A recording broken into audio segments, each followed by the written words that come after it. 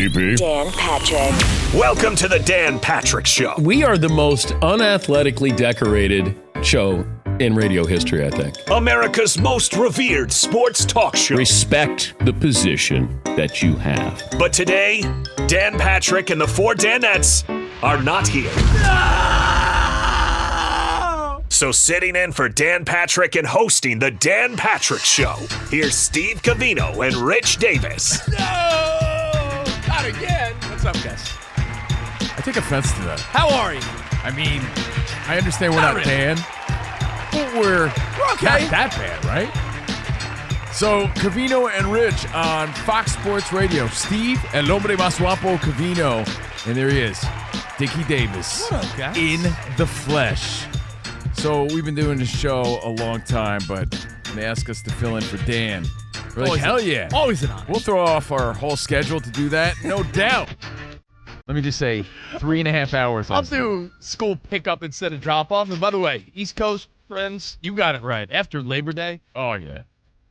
way more sensible. Like the fact that my kids are in week 2 of school makes little sense to how we grew up, right? Oh, yeah, no doubt. And you want to hear something wild? Yeah. What are you doing Friday night? Want to come to my daughter's cheerleading game? It's a football game, They have Rich, a but game she's already? cheering. Yeah, that's what I'm saying. So I already got Friday night plans. Friday night lights Are the already here in are Los the Angeles. starters playing? Or is it like preseason? No, it's an official game already here on the West Side, live from Los Angeles. It's week the mean 0. streets of L.A. Week 0. It's week 0 of my daughter's high school football run. She didn't make captain, though. She didn't make captain, but she was okay with that. She's still a junior in high school. She made the varsity cheerleading team, and I'm cheer dad, Steve Covino. There he is, the #1 coach of Fox Sports Radio, Rich Davis. Hey, do you, by the way, when she Where? does her cheerleading moves, are you like mimicking them back to her because you watched her do when them? I said that, that's what I was thinking. Yeah, I implied that, right? I know all the choreography. He's the daddy. But the point is, yeah, school's already started out here in Los Angeles. The rest of the world, you got it right. Everything's upside down out here, which means it's 6 a.m. on the West, which means because this isn't our normal schedule, normally on 5 to 7 on the East, 2 to 4 on the West, I got like maybe 3 hours sleep last night. Could not fall asleep. You? It's hard to. Oh, you know, dude. Not You know what it is? not to rant on it because we're going to get to a lot today. A lot of NFL. There's Jeanie Buss NBA news. There's a lot of funny things we're going to get about to. Drew Brees stopping Oh, by Drew today. Brees is going to be here. Yeah. The very funny Frank Caliendo is going to be here. So Yeah, I was thinking about him too. A really good show. But Covino's right. There is something about doing the Dan Patrick Show, and anyone can relate. Not with doing the Dan Patrick Show, but paint this picture.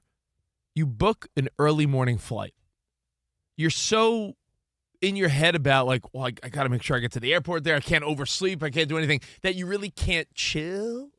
And that's how I permanently feel when we film for Dan. Oh, yeah. Because, any other time there's no way I'm going to oversleep. But I even have my wife set an alarm, which I feel bad. I'm like, set a backup in case. My hope not my- is, you know. and I know that we will someday get used to it. Right, Sam? Sam is here. Hi, Sammy. Sam is here on the ones and twos on the glockenspiel. And we got the super producer, Danny G. Hey, Danny. On the phones, on standby, waiting just to say hi. 877-99 on Fox. Everything at Covino and Rich. And by the way, we are streaming live, so you could chop it up in the live chat, chime in, be interactive, get involved. The most interactive show on radio, Covino and Rich. YouTube.com/at Covino and Rich FSR. Let the Wild Rumpus begin. Danny G, our producer, probably the biggest Lakers fan we know. Yeah. And Danny, you were all about this Jeanie Buss trying to hang on, huh? Yeah, all this family Trying to squabbling. hang on. It's got me emotional. Boo-hoo. Boo-hoo. Well, it's getting messy because her brothers were supposed to, vote her way, and that's not happening right now. So I know it's a fake show. I didn't watch season 2, but if anyone watched that Netflix show with Kate Hudson, where she's sort of playing, like the whole point is like she's supposed to be like Jeanie Buss, right? It's a fake team. It's a fake scenario, but it's like she's the sister that took over. You just found out that was fake. Rich thought Forrest Gump was real That's true, yeah. until I told him it was. Yeah. No, your brother. That was a year ago. True story. His brother did, though. You had to call my brother out? I mean, I have to. No, I'm just Yo, kidding. Forrest Gump's real? No. But it is wild to think, though, that Jeanie Buss is dealing with, like, family drama like that. Like the idea of like her brother's voting against her. I mean, that's not a surprise. Yeah, Well, that's that's not a surprise. yeah. The squabbling isn't a surprise, though, right? When you get family involved, there's always going to be a squabble. That's like the first rule in business. So they say. I don't know. So the story is they still had 17.8% share of the Lakers. Correct, Danny G? Correct. Even after the big sale last week, they still had 17.8%. But then Shams goes and reports that, yeah, they sold their share. And Jeanie Buss said, hold up. I didn't agree to that. Hold up. And because it wasn't run by her in the proper way, to my understanding, this is causing the squabble. Is that the gist of it? Just want to make it clear for everybody essentially, else. she didn't authorize this. She doesn't believe the vote was legally valid, and her siblings shouldn't have been able to force this through the way they did. So if the family still owns 17.8% of the Lakers, they all have to agree before they share it. And apparently she was not given that courtesy the proper way. So that's causing some strife in the Buss family. I look at it like if I'm the Buss family, I get it. You want the money, and you said the other day, when teams are selling for billions and billions more than people bought them for, and there's all these opportunities to sell. I don't know. Isn't there a part of you that the Buss family in particular, because of their late great dad and the whole fam, wouldn't you want to keep some portion of that as your identity? Absolutely. I don't know. I know it's I know there's a lot of money to be made, and you can move along and live in the lap of luxury, which they already are. But when do you think you'd want to just somehow always have yourself tied to that? Is it such a big part of your identity? If you're a Buss, I mean, aren't you like part of that? Maybe we're thinking. Am I thinking too like with my heart? I don't know. We're thinking with a different set of eyes and ears here. We're not business people, and we're putting too much sentimental value into the actual value, maybe. Well, besides Jeanie, everybody's seeing dollar signs, including the NBA, because the Board of Governors are likely going to approve the Iger and Company sale because of that $12.5 billion. But is it the best thing for the NBA long term? That's a great question. And the other part of the story, though, Rich, to my understanding, my reading comprehension is not all that great, is that never has been. Is that Shams was sort of coerced in throwing it out there by the brothers. So the brothers basically manipulated the information for him to put out there. So nothing on him. This is the information he's been given by the brothers, which therefore feels like a backstab to Jeanie Buss, right? So, Danny G, did I get that right? Like, they're using Shams to manipulate the story. That's the rumor. Sort of forcing the hand. That's the rumor. That's our understanding of what's going on. So you could see how sticky, icky it could get, especially if they're using, the number one dude in the NBA to put that information out there. So it appears like, this is a done deal. This is, hey, we're moving forward with it. And then, what about Jeanie? Yeah, she's in on it. Shams, report that. Get that out there. Yeah, we all agree everything's good. And put things in real perspective. My family squabbles over who gets Grandpappy's shoehorn. You don't think that family members are going to squabble over millions and billions of dollars? So here's absolutely, dude. So here's the question. You think every family thinks they're good until grandma dies, and they're squabbling over like ancient jewelry, and you're like, who cares? If the Buss family's fighting over, should we totally just 100% give up the Lakers? Dad's Lakers, rest in peace. If they're squabbling over a sibling dispute over what percentage or of zero they should have of the Lakers, what is the most bizarre thing your family has fought about? Let's be interactive, and if you got the best answer, maybe Danny G will throw you a little Covino and Rich Fox Sports Radio prize pack. We got to bribe them. Not maybe. I gave 3 of these packages. We're going to bribe you. We got Nerf footballs, we got grilling aprons, we got Fox Sports Radio goodies, but the question is, what's the most ridiculous, eye-rolling, foolish thing your family has fought about? Where like, dude, Uncle Hank doesn't talk to the family anymore. Why? I don't know. We got in a fight on Thanksgiving about the Cowboys, and he ran out and never came back. Like, that happens. I know every family has a chapter, and this is the really interesting part. I always wonder if you ever do that thing where you wonder, is it my family or everyone's family? there are family members when you ever try to do like a family tree project in school? Yeah. And you're like, hey, Dad, didn't Grandpa have like multiple brothers? What happened to that brother? I don't know. I I don't tell know. You. Oh, family secrets. Family disputes, and I guess they got to fight about something. And they just out Uncle Fred slept with Aunt Jessica, and you're like, what? Uncle Fred slept with his brother's wife? How that happened? It caused a big family problem. But I never talked again. I know that. But it's usually more dumb than that. I remember one of my exes. I don't know why the story pops in my head. There was like a part of her family they didn't talk to anymore. And, being nosy like I am, I had to dig. I'm like, why do you not talk to? Why does your dad not talk to his sister and her family? You are the nosiest. And she's like, yeah, I was like Thanksgiving in the 80s. I'm like, well, what the hell happened? And from what I understand, one of my ex's family had a whole section of the family that didn't talk because on a holiday, they came to the front door probably holding a fruit cake or something and like a bottle of wine. And they said, hey, it's drizzling out. Go around to the side door. I don't want your shoes getting in the house. And they're like, let me in the house now. It's raining out. And they're like, go around to the side door.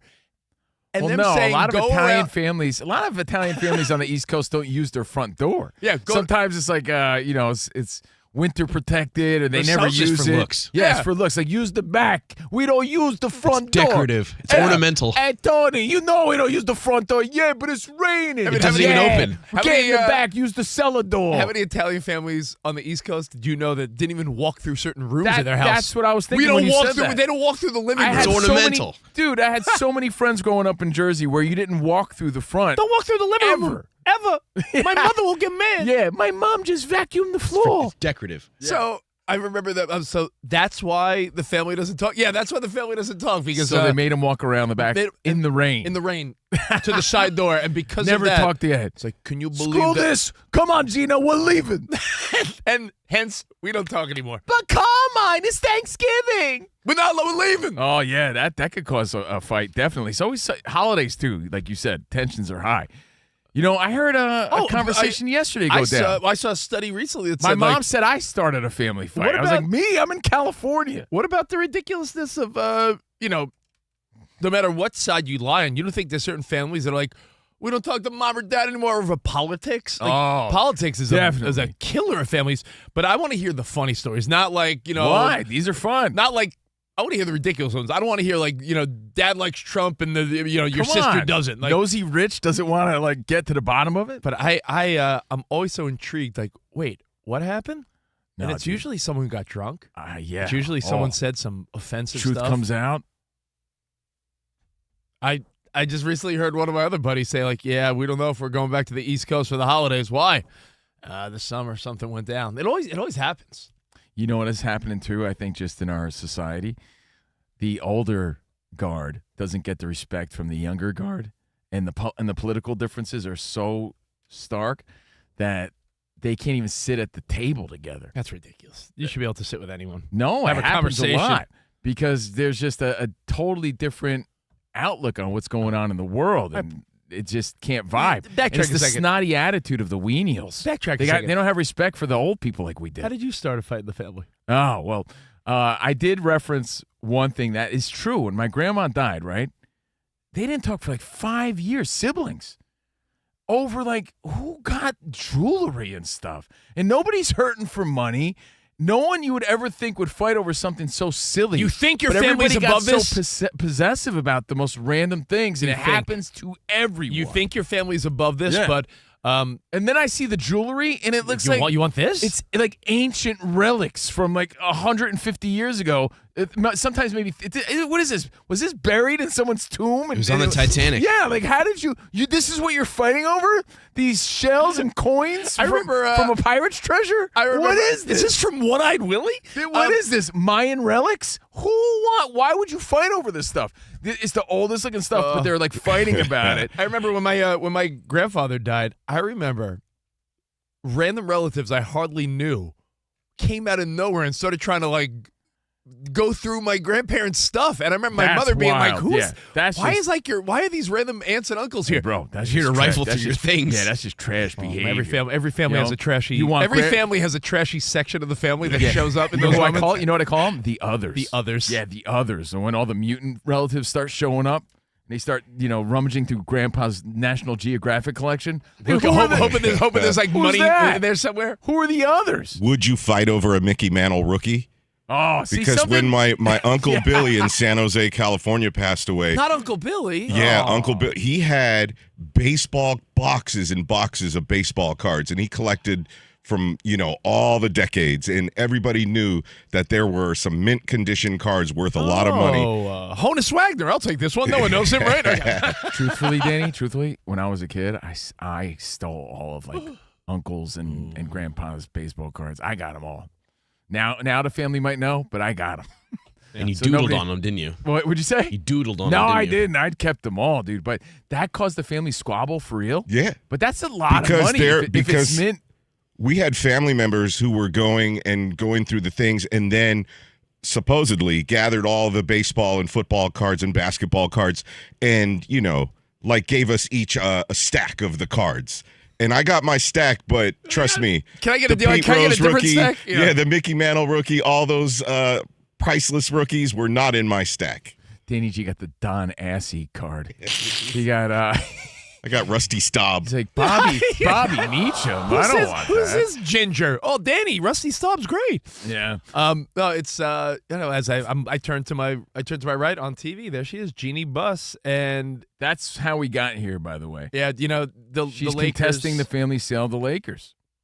saying that 17.8%. She did not agree to totally give up their stake in the Lakers, and I think there is such an identity. Now, this is a very unique case because if you have seen documentaries and mockumentaries and whatever the case may be, the story of Jerry Buss and the Lakers is fascinating. And you do feel like there should always be some type of connection to You still the Buss picture? family. I picture John C. Riley still best show that ever got canceled. from the show Winning Time, which shouldn't have been canceled. Yeah, that should still be on right now. That was the best show that got canceled. But you know what? ever. Even from a fictional show like that, you do get the sense of how much Dr. Buss meant to the NBA. or how much and- Jeanie Buss was yeah. invested in her Her dad's dad and- yeah. business and what he was doing. But it's So such I a- could see that. Such a part of why the NBA got to where it got to, her dad and the family. So I could see where she's like, I don't want to be out. So we're talking about those family squabbles that totally ruin the family dynamic. And, let me give you a little piece of advice and we'll move on and we'll take some I feedback. didn't tell you my last story. Oh, Yeah. tell me your last story. Then I have the best advice for anyone with family squabbles. And then we will get to The best some advice. some NFL. A lot of NFL today as everyone's getting fired up. I want to talk some Baker Mayfield in a second. So Okay. what So is I'll give your, you my last yeah. squabble. My family's always squabbling. If you want the juice, just talk to my mom. She cuts up everybody in the matter of 20 minutes. Give my mom, she's like 10-10 wins. Give her 22 minutes. She'll give you the world and she'll cut up everybody in the family. Give you the Your scoop. mom doesn't hold back? Nah, man, she's mad at everyone. Right, so I made the mistake of calling my mom, and she just vents at me. I'm like and she's throwing digs at me left and right. Oh, by the way, just so you know, if you talk to your mother, can we all agree? I want everyone to know this. she was going off. If every time you talk to your mother, she's bitching and complaining about your siblings, just know she's doing that about you. No, it's bitching and to moaning. them. And moaning. As So my dad you're would not say. immune. So when your family makes fun of all the other family members, just know that when they're talking to themselves, Yeah. they're making fun of you. Okay. So if the Buss family's squabbling because Jeanie doesn't want to sell her share, never agreed to it the way the story's going now, they still have 17.8% of the Lakers. We're asking you about your family squabbles because we all have them and it's fun. It's actually really funny to talk about when you realize how silly it is, right? And people hold these lifelong grudges over the silliest things, and life's so short, it's ridiculous. So, Well, Yeah, but hold on. really funny when you get a Dave Kingman rookie. Danny, who needs Mickey Mantle or Jackie Robinson when I can give you this, Lou Piniella? yeah. But you know what? Look at, not to derail, but look at Aaron Rodgers. Family squabble. Sometimes you got to be the bigger person, like his new mystery wife, Brittany, who reunited him with his family over what? They had some a couple of religious things, right? And a couple just We don't really life know things, the I think. juice. But that's but all speculation. the but reality still, is, like, the idea of Years cutting they out your didn't talk. family. About 10 years they were on no speaking terms. And I you think imagine that? it's a ridiculous sentiment. There's a weird sentiment, again, not to be all over the place, Cove, but there's a sentiment among really younger people that, like, you don't need your family. Like, cut them out. Like, no one should be cutting out their family unless they're why? so toxic. Because we all know too much, more than ever before. Like, because of social media, you see Aunt Cindy's real views, and it offends people. I feel like now more than ever we've been seeing these articles about going no contact with your parents. It's or ridiculous. It's a Parents going no terrible- contact with Yeah, their it's children. I'm like, terrible. what is this? Yeah, because it's like, But I get it. There are a lot of families that don't get along, and There like are- sometimes it's better just to move on. You know what without happens, Sam? Again, it's generational differences. It's not necessarily like regional or cultural. It's like generational. It's like our generation starts having kids, right? And then your kids become aware, and they're growing up in today's world. And then like grandpa is saying like crazy off the wall stuff, and you don't want them to say these things in front of your kids. And then there's fractures and schisms, Yeah. and people start just joining their most immediate family. It's all sorts of stuff like that. But just recently, for the record, Covino here, my family's great. Like squabbling is just what everybody does. part of their Yeah, it's just DNA. part of the DNA of a fiery family.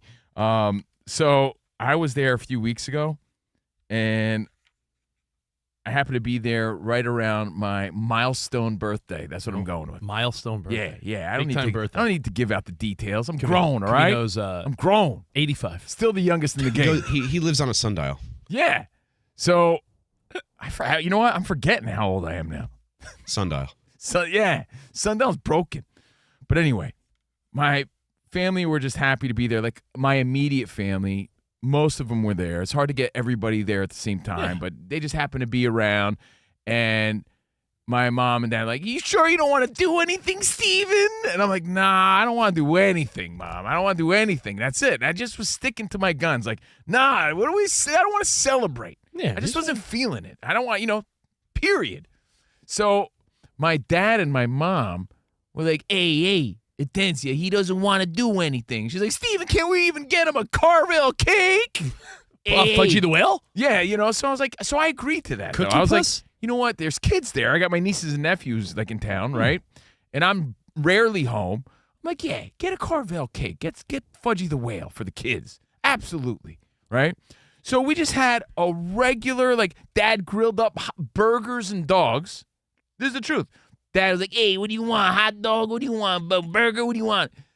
Burgers and dogs. Simple Jersey backyard barbecue, but not even a barbecue. It's just the immediate family, and we're eating. So we're basically having dinner. I was going to say you're grilling. Someone, it's just someone dinner. in the South would be like, barbecue? It's a- Don't even use that word. Dude, but it's a Sunday. Like, you got to eat, right? So either we were going to order pizza or just have, like, burgers and dogs. Hot dogs, cheeseburgers, you're good. I got you. We did have a cake because I was like, yeah, all right, just get a cake, whatever. The kids are here.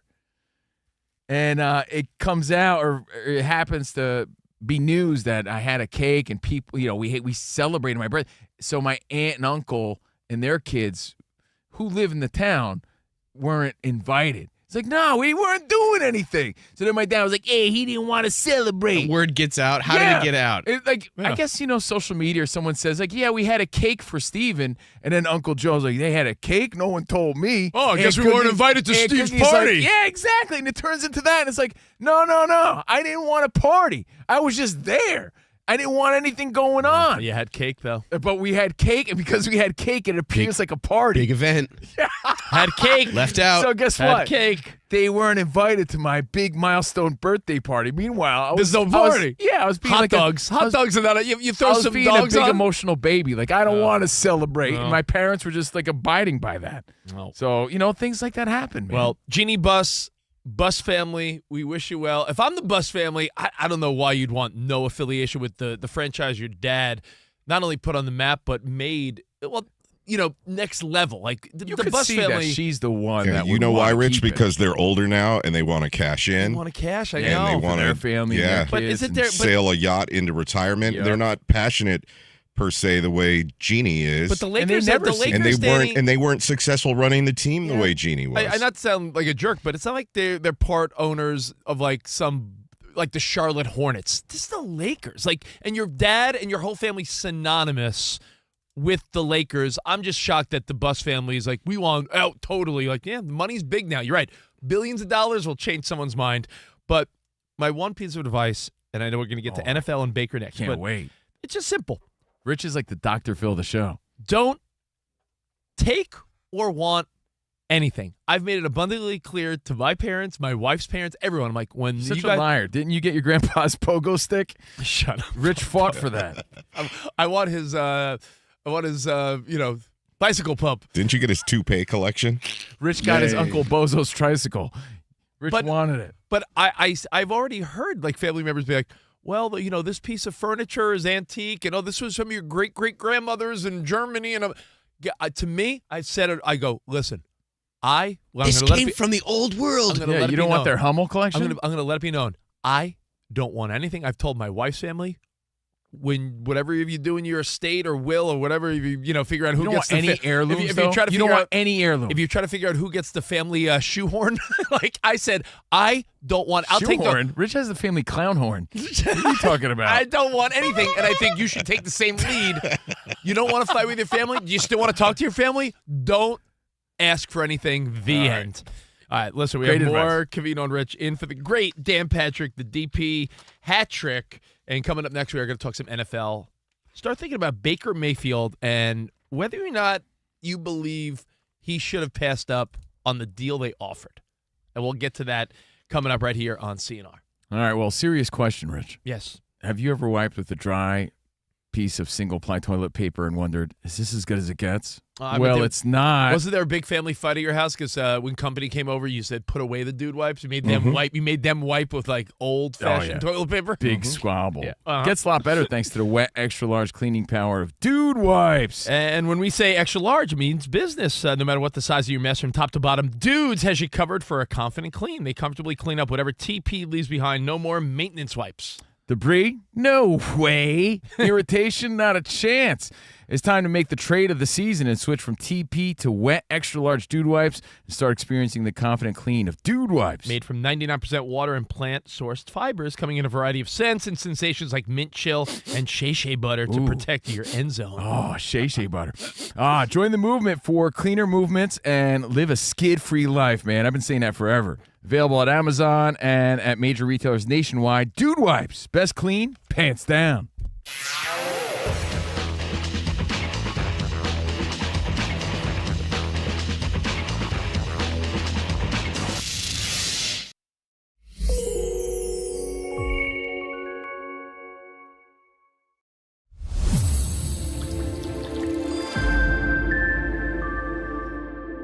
And we start today with, I would say, quarterback drama, but not really.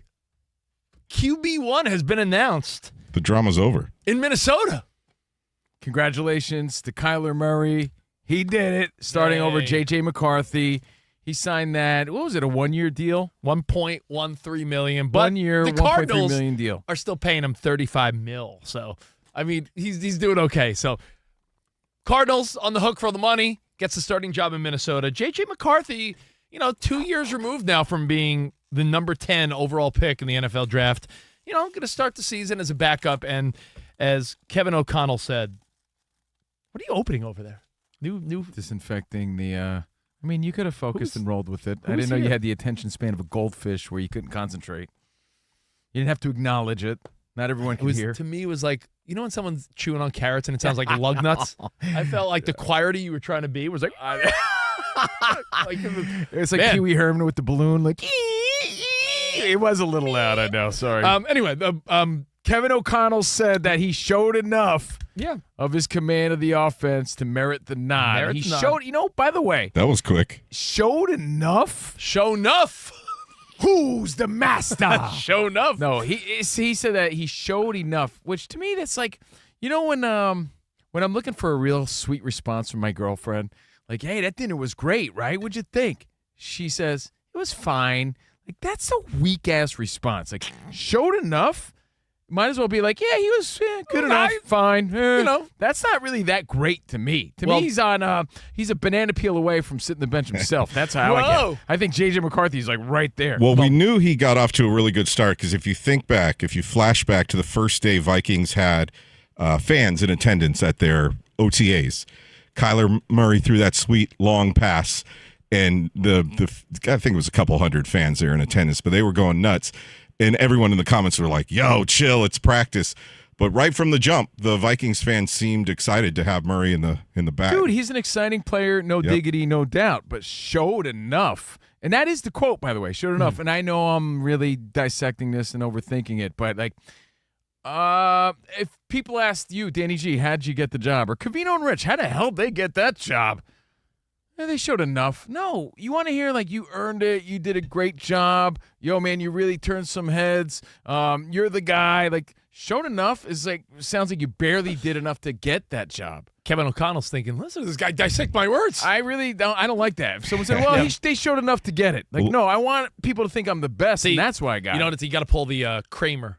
You know how these pretzels are making me thirsty. These pretzels all making me thirsty. You're just putting the emphasis on like the wrong part of the sentence, or you're delivering it like they showed enough. He showed How enough. about saying it positive? Like, he had yo, command man, of the offense. He showed enough.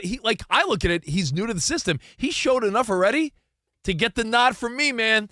I look at it like a positive. Like, yo, he showed enough already. He's been there like weeks. I look at it the exact opposite. Okay. And again, that's not to take away from the earning spot. I feel like if you got the job, though, it should be handled and announced with a sense of, yeah, he's great. He earned it. Congratulations, kind of thing. Not like, we barely chose him. Yeah, this guy has been here for a blink of an eye, and guess what, Covino? He's already showed enough. Enough to me sounds like when my girlfriend says fine. Like, fine? What do you mean fine? You mean it was great or fine? Pop quiz. That movie, by the way, what'd you think of that movie? That was sick, right? It was fine. I mean, the only time I wouldn't like that is if your girlfriend was giving you confirmation in different areas. Like, no, it was fine. I'm just saying, like, it sounds unenthusiastic, and that's my interpretation. It was okay. I'm overthinking it, Rich, but that is, as a guy that looks for validation sometimes, especially when it comes to your captain validation. You love pats on the back. When it comes to things I take serious, like my profession, my job, my career. Like, I want to know that they think I'm the best for the job, not like I did okay, I did enough. That's how I feel about that. Doesn't our show intro say, they're good enough? Yeah, that's a diss. That's my point. Hates it. That's my point. That's meant to be like, funny, they're good enough to be here. That doesn't mean like they're stellar. The caller says, you do good enough. See, bro, I'm so glad you said that because that gets to where I'm leaning. Like, all right, fair enough. That intro is meant to be a condescending sort of, they're here because people are they're so okay. negative nowadays. That's not actually bad to hear that from Dude, somebody. that means okay in the grand scheme of things. Honestly, if you really want to dissect it, and that's the world we live in, I don't think J.J. McCarthy's that far behind. All right, I was going to say, I got a pop quiz for you really quick, Rich. And by the way, Covino's getting get fired up today. He just poured himself a huge-ass Monster energy drink. What do you think you need that after the ranch already went on? To keep up with your hyper ass? Yeah. Good enough. By the way, just to, before you tell me, Danny, right. Kevin O'Connell, I do like his strategy, though, in saying, I want to give this team, the fans, and everyone clarity at this point. That's what he wanted to do, and that's what he sort of promised himself because, the longer you drag it on, you're right, you want to give a clear message. Family affair. Squabbles, bro. Some Mary J. Blige. Look at you, Iowa Sam. Covino and Rich in for the great Dan Patrick. What's up, Dan? Steve, Covino, Rich, Davis, Que Tal Vatos Locos, Danettes, throughout the entire Fox Sports Radio nation. We had Marvin on the show yesterday if you missed it. If you miss anything, catch our podcast at Covino and Rich FSR on YouTube. Marvin said, I'm so excited for the hate. He defended LeBron and the Lakers. You want to see the clip? You can listen to the whole pod yesterday. The first person to throw shade at Marvin was a guy that works here, VJ Husky. Yeah. You saw that? Our own coworkers are going at each other. But yeah, at Covino and Rich, LeBron at Fox Sports tearing Radio. families apart. Have you ever wiped with a piece of dry toilet paper, Rich, and wondered, is this as good as it gets? Well, it's not. Switch to life-changing wet, extra-large, flushable Dude Wipes because wetter just cleans better. Yep. Available at Amazon and major retailers nationwide. Dude Wipes, best clean, pants down. Can I tell you something funny? We fill in for DP, and it's always an honor, right? A lot of my West Coast buddies that I play softball with, because I try to stay active, listen a lot, right? Yeah. So I'm walking by the softball field. Active. And you said Vatos Locos, some of my Vatos softball player friends. Mm-hmm. I hear them scream like, yo, there he is, Mr. Dude Wipe. I'm like, Mr. Dude Wipe? Yeah. They're like, heard you in for DP. So now all the softball guys jokingly say, yo, you bringing us some dude wipes? I'm like, yo, chill. It's a cool nickname, man. I'm going to start calling you that. Mr. Dude Wipe. Mr. Dude Wipe. I'm like, I don't know if I want that nickname. No, Rich, you didn't say chill. You said mint chill. Mint chill. Hey, Good one, Sam. if people are wondering how we do it, we got that confident clean as we speak. All right, well, hey. Next time, yell Tiger Boy. Yeah. That'll get his attention. Can I tell you? Rich has a stellar collection of Tiger T-shirts, man. And I'm surprised he didn't wear one today. And it makes no sense. I don't know why. They just always speak to me. I don't know. Let me tell you. We know Tiger Boy. Tiger style. Let me tell you something. I'm not like Joe Exotic. Relax. I thought it was interesting. I know I'm like way behind on quarterback. Danny, quarterback, Hard Knocks. I'm just a little behind you guys. A little? I try to line it up that when I'm done with all this, that's when the NFL starts. That's my rationale. But, you know, you get to really love Baker Mayfield even more from watching the show. I mean, same with Joe Flacco, same with Jaden Daniels. Like, you watch these shows year after year. I remember watching Receiver on Netflix a year ago and being like, man, Amon-Ra St. Brown, new respect for him and his work ethic. And, you know, you see how George Kittle and his wife, you saw their relationship. You watch these documentaries, and we said even yesterday. You know what's got me fired up? Hard Knocks. You get a glimpse into the life Sam Darnold of players. Episode 3 tonight. Yeah, Yo, I can't wait. I got to catch up because if I hear you, Bozo, say one more thing about spin rate. His spin rate. I'm going to. You know why? I mean, it makes it easier to catch. He's got a sweet toss through all the elements, you know, no wobble in his spiral. Pipe down over there, Rich, or we'll shadow box. Yeah, they used to call me King Spiral growing up. Don't But call you know you what? that. I give that crown to Sam Darnold. His spin rate compared to other quarterbacks, like next level.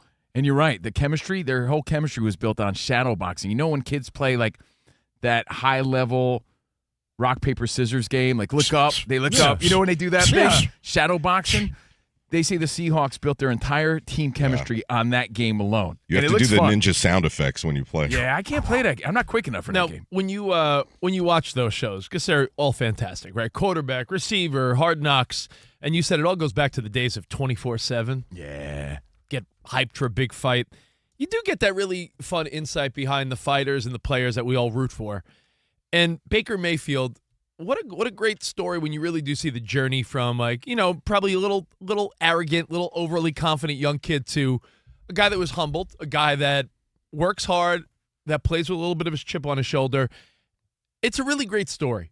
That guy has a whole Pringles can on his shoulder. So, not just he a chip. really does. And I love the fire he brings to the team and how he believes and bets on himself. Like, he's that dude. And there's some guys that take different forms of leadership.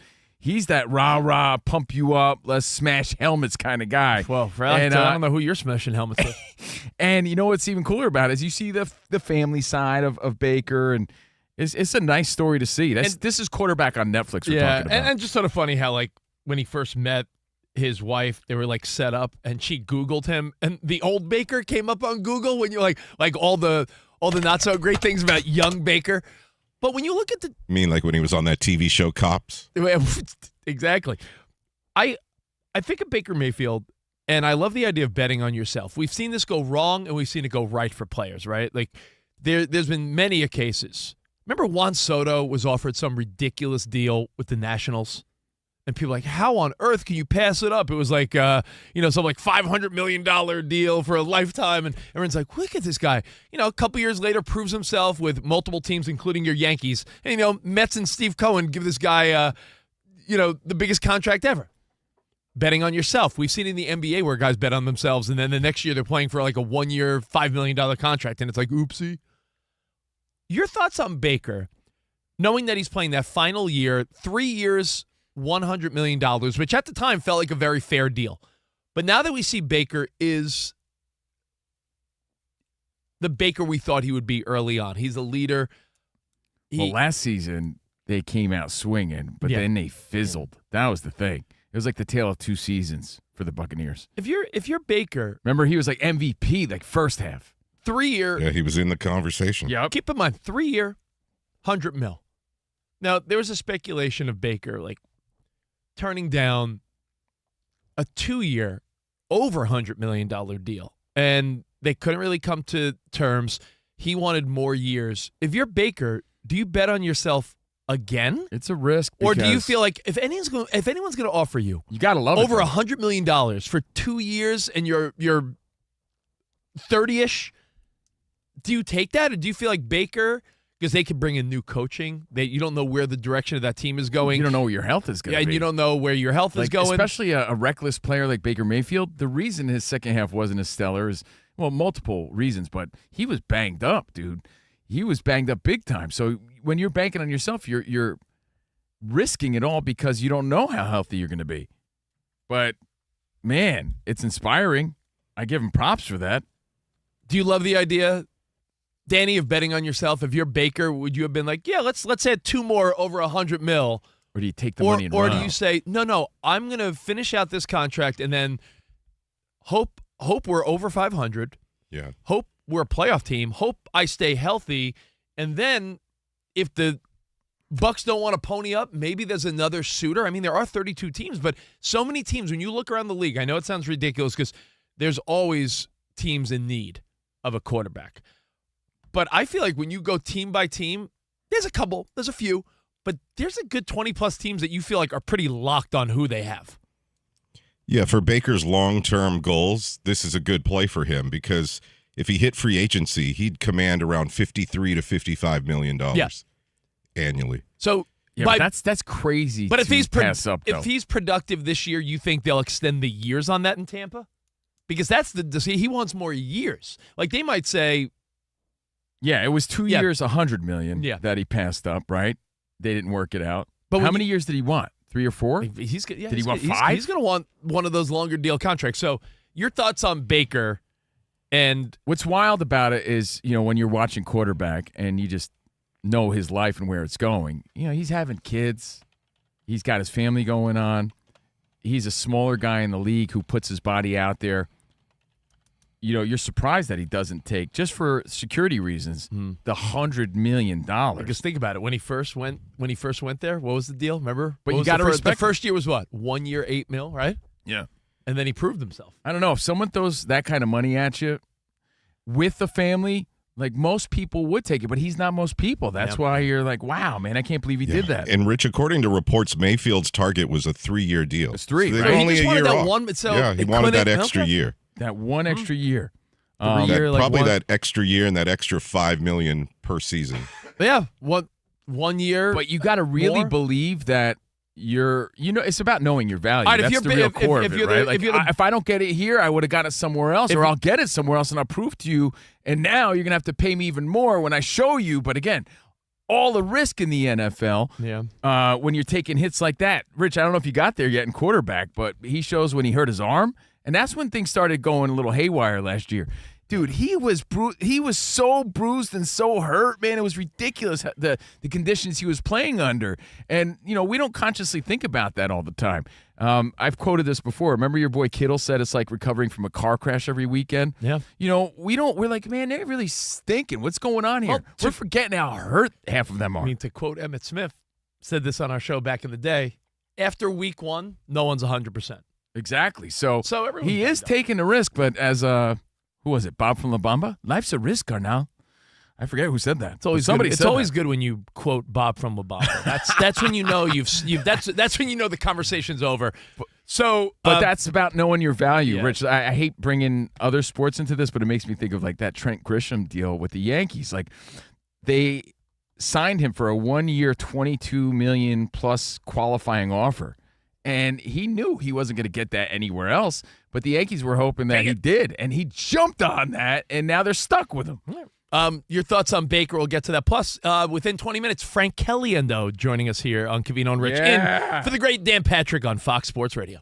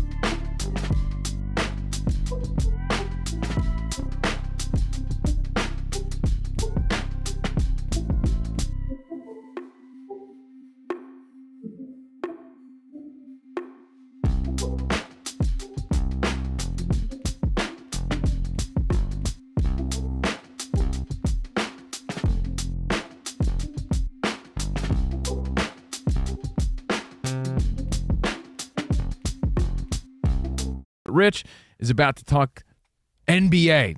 Actually, WNBA. Well, it's, put aside the Caitlin Clark foul, that was, taken away because what's the conspiracy? ESPN had a primetime game against the Liberty, so, why would they suspend Caitlin Clark for that? There's every headline about the WNBA Liberty Bibberty is laden with some type of controversy. And you could argue, this is good for the league because no one ever talked about him ever before. And then the last couple of years, a lot of talk. You could say it's all drama, but isn't that how so many things get by in 2026? Dramatic headlines, controversy. Yeah, it's been that way. Well, over the last couple of days, I wanted to let this digest a second. Did you see that Enes Kanter and Royce White, two former NBA players, and I'm sure more to come, have declared themselves eligible for the WNBA draft, with there being no true verbiage in the WNBA contract, as it said, according to Commissioner Kathy Engelbert, when she's out dissing Dan Patrick and standing him up. She said, our player eligibility rules, unlike the eligibility rules of some other leagues, are governing bodies and are collectively bargained. Lastly, preserving the integrity of our game is ensuring fair competition and will always remain the highest priority. So I just think what this does is I think these guys are boneheads. Well, right? They're announcing their eligibility based on the verbiage that's required by the WNBA now, saying according to your rules, we should be allowed to play, so we're ready to join the league. Now, you might think Enes Kanter and Royce White are two dopes, two morons. I mean, publicity stunt, yes. A foolish thing to do, yes. But what they're doing, though, is they are pressing buttons and forcing the hand of the WNBA to be very clear on a question that so many people in the world of trans athletes in sports don't want to answer. Now, that's what defines a man or a woman in sports, because you can't just subjectively be like, Enes Kanter, you're a J.O., you're a piece of garbage trying to, what are you trying to accomplish? Because while that might be true, according to the way things look right now, he could very well say, well, I feel like I identify as a woman, and that's good enough according to the current verbiage. So what it's doing is it's really... Now, I'll tell you what it's doing. I have it written down. Oh, you wrote it down? Okay. Here's exactly what it's doing. Yeah. It's proving a valid point, and it's protecting women, but in the worst and probably most annoying way possible. Yeah. Because they're just being jerks about it, and they're being facetious about it. I don't think anyone wants to see... But maybe one day because it would be funny to see, but no one really thinks Enes Kanter and Royce White, two dopes, should be in the WNBA. Ryan, do you think that? You would I would just once. One day. That's one game. It would just be one game. Oh yeah, to prove a point. Just for it make me laugh. It'd be hilarious. But I do wonder though. I mean, Lowen Crown's like, don't come to me, don't come to me, don't come to me. Isaac, don't you think what they're doing Wait. You have just basically confirmed that you can read my mind. Well, he was sipping his drink for a long time. Isaac was. It's been empty for an hour. I know. I can feel it. When Meaning, when you're nervous at a cocktail party and you keep biting on the ice you have left in your glass. I don't get invited to cocktail parties. Meaning, the things that you have read from my mind previously, you have so much blackmail material. Oh my gosh! But again, it's not a controversial thought to think that now the WNBA needs to somehow address this. Who's going to be happy with the statement? But Danny G, who's like, Raiders, man, just talk Raiders. No. Would you? I'm glad. Actually, you read his mind too. Because I thought you were going to go with the white privilege story over the weekend. That to me is just ridiculous, and I don't think. I think that's crazy in itself as well. But it's ridiculous because Rich's whole life is white privilege. Stop. That's why. It's true. How do you think he got his job? Yeah. Now, look, he got real quiet. He's like, what do you mean? Thought about it for a second. The Jerry Rafferty Baker Street. I see what you did there. But can I throw this out there for music fans? Yes, this is a classic and one of Rich's favorite saxophone solos. I mean, is there a better saxophone solo yes. as we talk about Baker Mayfield? They are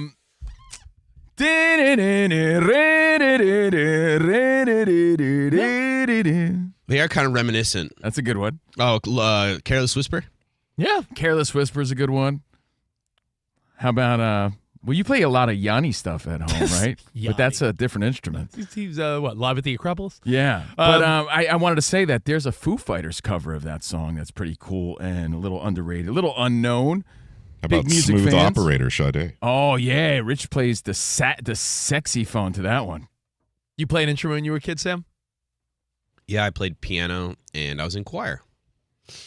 Choir boy. Danny G, you play an instrument? You know I did. Why do I wear sunglasses indoors sometimes?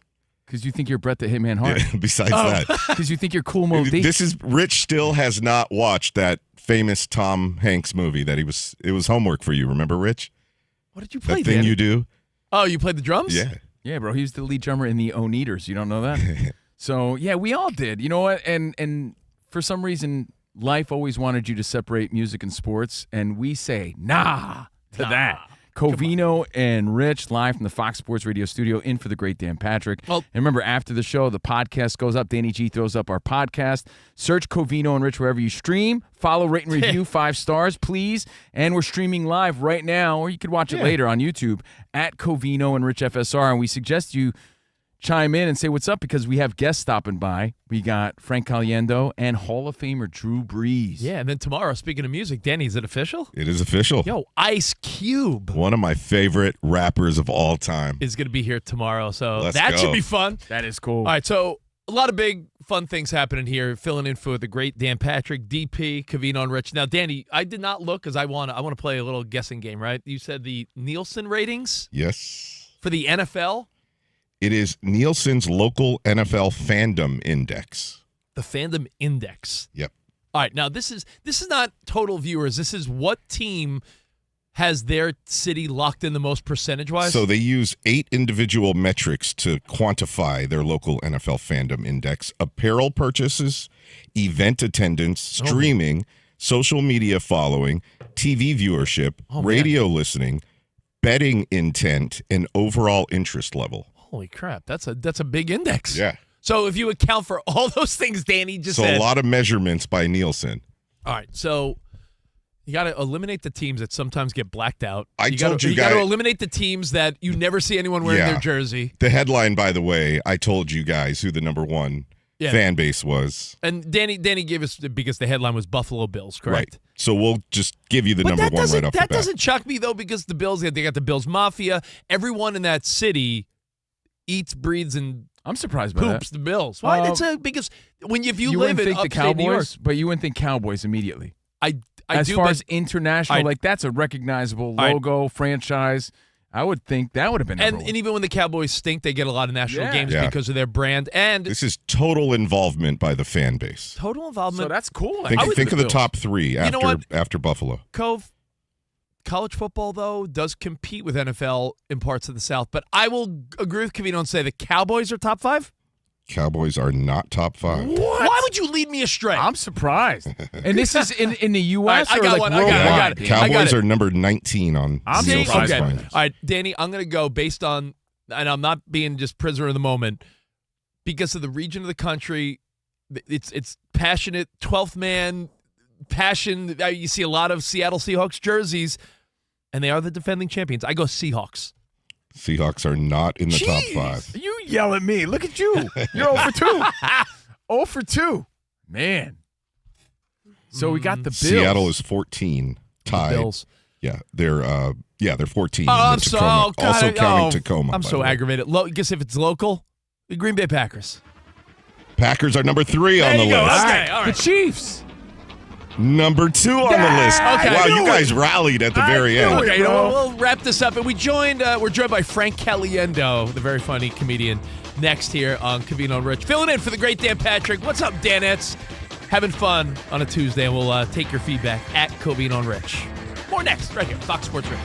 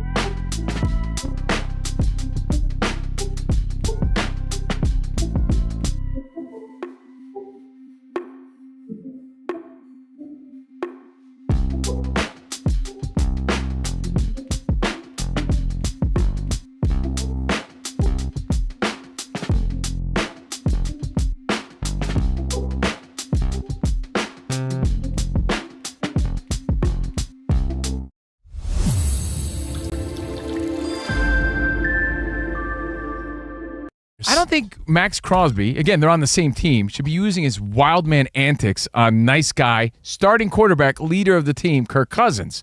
I get it. Max Crosby's the veteran there. He's the Raider. But guess what? Kirk Cousins is still your quarterback. Now, the story is, Danny G, correct me if I'm wrong, as the resident Raiders fan, on Friday, word was that at camp, during training camp, at a practice, Max Crosby was being the wild and crazy Raider guy. And nonstop motor. Yep. He hit Cousins once. Cousins probably was like, hey, I don't like that, right? He does it again while he's throwing. Yeah. And they got into a little bit of a tiff. That's a little right. bit of a Yeah. tussle. Cousins went up to him, got in his face, told him what he thought. Which is wild, and then right? he grabbed Max Crosby's jersey. Well, I expect nothing different from a leader like Cousins, but I can't believe that Max Crosby would even, push or shove or You can't believe it. We've seen these stories in the past. Remember the story from some of their joint practices where the opposing quarterback was like, this dude needs to calm the F down. Not only is he the starting quarterback and a veteran in the league, right? I feel like certain people don't warrant a ball busting, that type of treatment. And I feel like Kirk Cousins appears to be that guy. I don't feel like he's the guy you mess with in that way. He seems too likable, too kind, too much of a man on a mission. Like, he's just a good all-around dude. So why is Matt Crosby? No. There's things you earn when you're a veteran, right? When you're the top dog. And Kirk Cousins has done enough to be that top dog, right? Like we always say, when people have to take those crappy tests around here at iHeart or Fox, like the hey, fill out this human resources survey, or do you think Colin Cowherd does that? Do you think Colin Cowherd's sitting at his kitchen table doing the HR test? My guess is no. He probably has an intern. I think Ryan Music does it for him. But yeah, exactly. Chewy's there going like, I got it, boss. I wouldn't be surprised. But I'm saying, and that's because it's deserved. I don't think Colin should have to take the rando HR test. Kelly Clarkson recently was saying that one of the Kelly Clarkson? One of the most annoying things about her NBC daytime show was that they still made her do all that, and she's like, "Are you serious?" The host of her own show. But I just think Kirk Cousins in the football world shouldn't get the shove. I said to Covino on the drive in, we were chatting. I said, "Do you think Fred Warner would tussle with Brock Purdy? Do you think Micah Parsons would be tossing around Jordan Love? Do you think any other big time defensive fiery guy would be putting hands on their QB?" No, I don't think so. I think he's using his Raiders veteranship. Is that a word? I just made that up. I'd go with it. And he's like, "Yo, I'm the Raider. I'm Max Crosby. I do what I want." And Kirk Cousins, I like that Kirk Cousins. I like that. You like that he's fired up? I like that he did grabbed say him. this. Cousins said this after right before both of them got suspended for the next practice. Cousins says he doesn't know if he's ever played with a teammate who's as impactful on defense as Max Crosby. Well, here's the update. He put hands on Cousins. Cousins got back at him. They got into a little tussle. Apparently, Coach Clint Kubiak, you couldn't resist yourself, huh? Apparently. Anytime I say apparently, Rich turns don't you into think of that little kid. redheaded kid that was like, apparently, my grandpa Never plays been on TV doing the hula before. dance. My grandpa plays the lottery. My grandpa plays Powerball. Apparently. That kid's like 35 now. All the improv you gave was 100% incorrect and inaccurate. Oh, sorry, he plays the Powerball, not lottery. My grandpa plays the Powerball, apparently. I love that little redheaded kid. By the way, people don't apparently- realize that kid grew up, he's Ed Sheeran. Dude, were you snorting coffee beans before we got here? Let me finish this. Sorry. So apparently, Coach Clint Kubiak on Saturday. Apparently.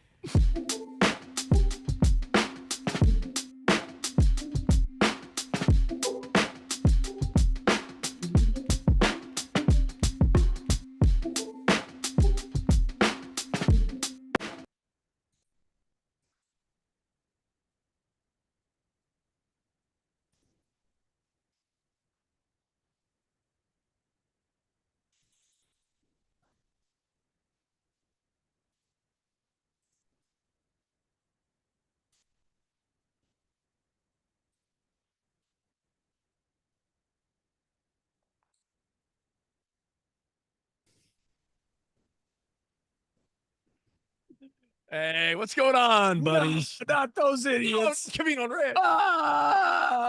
What's up, man? Tuesday in for the great DP. What's up, Danettes? Gonna have some fun today. Later on in the show, we got Hall of Famer Drew Brees stopping by. Tomorrow, Ice Cube. And just a lot of fun. By the way, can you please get it right this time? Can I give you a quick backstory while Sam plays the Glockenspiel? What's up, Sammy? What's up, Danny? Hey, Danny G's on Yeah. the phones. Our 30 producer. 30-second story because Caliendo's waiting in the green room. Well, I got to build up the hype for tomorrow, okay? Oh, no. Back in the day, which was a Tuesday, on Sirius XM, Covino and Rich, we had Ice Cube in the studio, and he had that snarl on his face, like he didn't want to be there. It wasn't like Ice Cube sitting in a boat in like a kid's movie. Yeah, It's like he wasn't me wearing and a Ice life Cube. preserver, like on a family fun trip. He was like me and like straight out of Compton, Ice Cube. And Rich is like, all right, let's welcome the legendary Ice-T. Yo, his nostrils flared out. I think like steam came out of his ears. I saw fire in his eyes. And to And he quote, leaned up and leaned forward with that snarl. And he's like, y'all know who the F you even talking to right now? Oh! And Rich, like, he blew Rich's hair back, and we were like, Rich was so scared of him. And now, Rich, we've interviewed him again. I since, but believe I said, you sorry, can't- Mr. Cube. You can't say Ice-T. All right, now it's in my head, though. Yeah, I know. Now it's in your head. Can't do it. So that's tomorrow. Today, like Rich said, Drew Brees and Frank Caliendo's here, man. Well, But we're let's live go. from the Fox Sports Radio studio, and you can watch the show right now. You could see Frank. You could see us. You could be part of it. You could chat live like Superbird or Willamina Kreider or everybody here, Wes and Mercer, at Covino and Rich FSR on YouTube.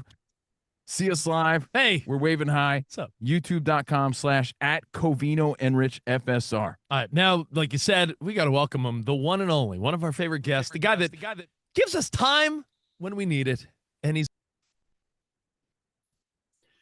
All right, guys. Hey, and I think the last time I was on with you, I talked about this. This is where I found out about who you guys are, filling in for Dan Patrick. So pretty cool to make this full circle, if you will. And Drew Brees, I became friends with him. He's one of the nicest guys. Have you guys talked to him before? I mean, he is one of the. He did when I first met him, I did one of those things where could you make a video for my flag football team? Yeah, what are the kids' names? I know my flag football team I'm playing. No, so the kids they got a kick out of that. But Drew invited me to dinner at the Super Bowl. Not the Super Bowl he was playing in, but he invited me to the Super Bowl in New Orleans because he was part of the hosting group or whatever. And I was super tired. I had to pass because I had to get home and coach my son's basketball team. He's in 10 years old or something like that. yeah. And as the coach of the guy, I was so tired coaching. It was like little giants. Their guys were just beating up on our kids. I eventually got kicked out of the game. I honestly got kicked out of the game as the coach. Now, And, Frank, that's got to be weird to you. it was horrific. I mean, because I was watching these kids beat up on our kids, and I yelled at the ref. It was totally, I shouldn't have done it. And I actually went and apologized to the parents on the other side afterward. And and the kids, I just put my tail between my legs and I went, you know what, kids, you should never act like this is a totally wrong thing to do.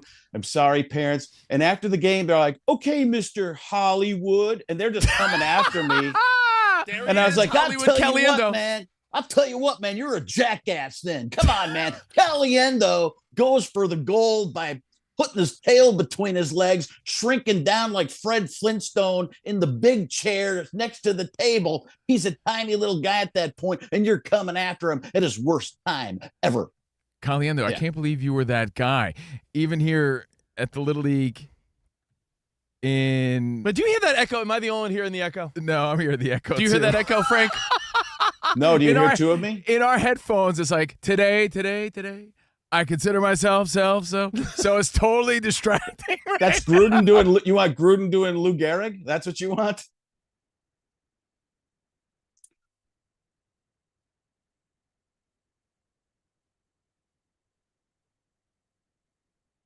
Here, like the parents get at it. Yeah. I don't know. I didn't know what I was just, and I wanted to go. I passed up dinner with Drew Brees for this, and I obviously didn't. Maybe I did say it. I don't know. Maybe that's why they could. Yeah.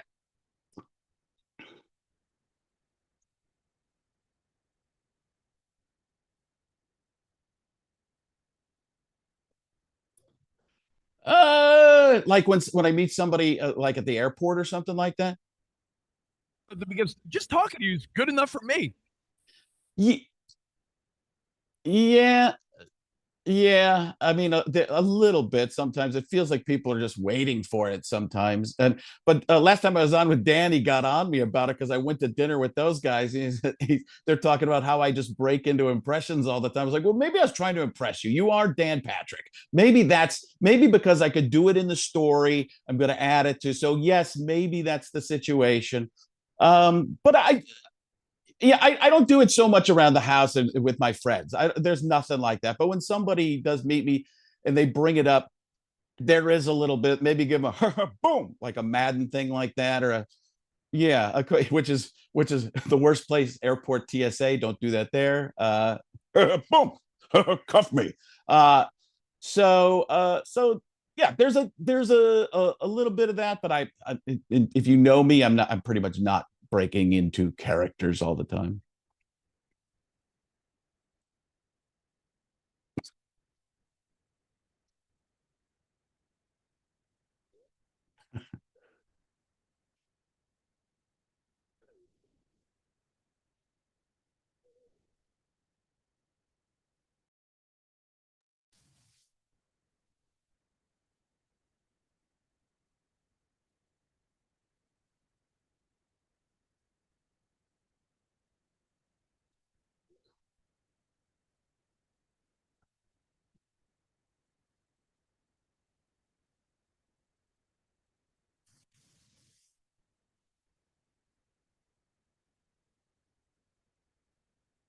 I lost you guys. I can't hear you now for a second. I don't know what happened. Can you hear me? Because this is terrible, guys. They worked in a Charles Barkley knucklehead. Caliendo can't hear for a second, man.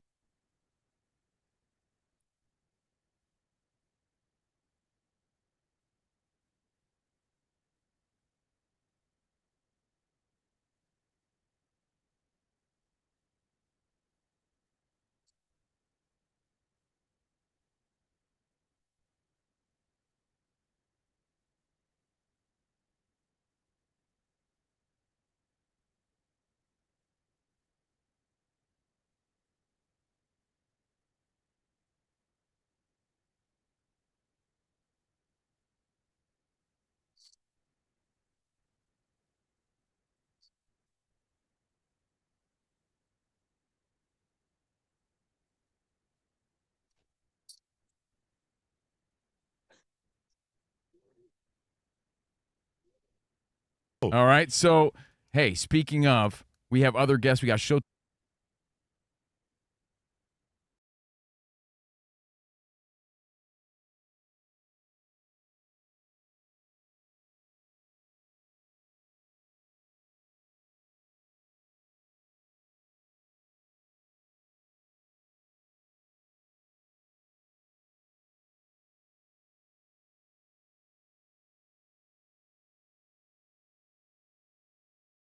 App, every sport, all 50 states. DraftKings, game day is yours. Remember the date, September 2nd. DraftKings Game Day is the kickoff of a new season, a new era, and the biggest day in sports history. New DraftKings customers, sign up with code Patrick and get ready for DraftKings Game Day. That's code Patrick in partnership with DraftKings. The crown is yours.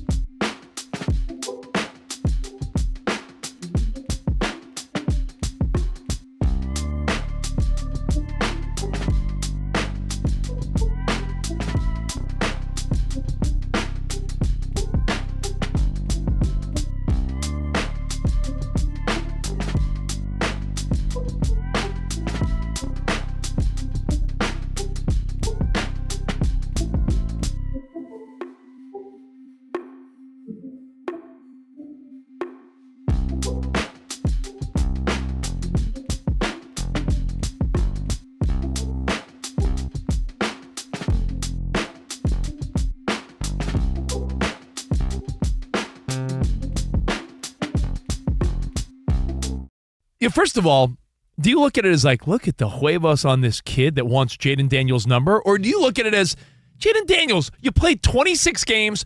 Yes, you won a Heisman 2 years ago, 2024, big star. Well, we can't downplay the Heisman. I mean, that's pretty dope. 2023. Yeah. But do you look at that and say, 26 games, Heisman, you get your jersey, like, put aside, retired, no one else gets it?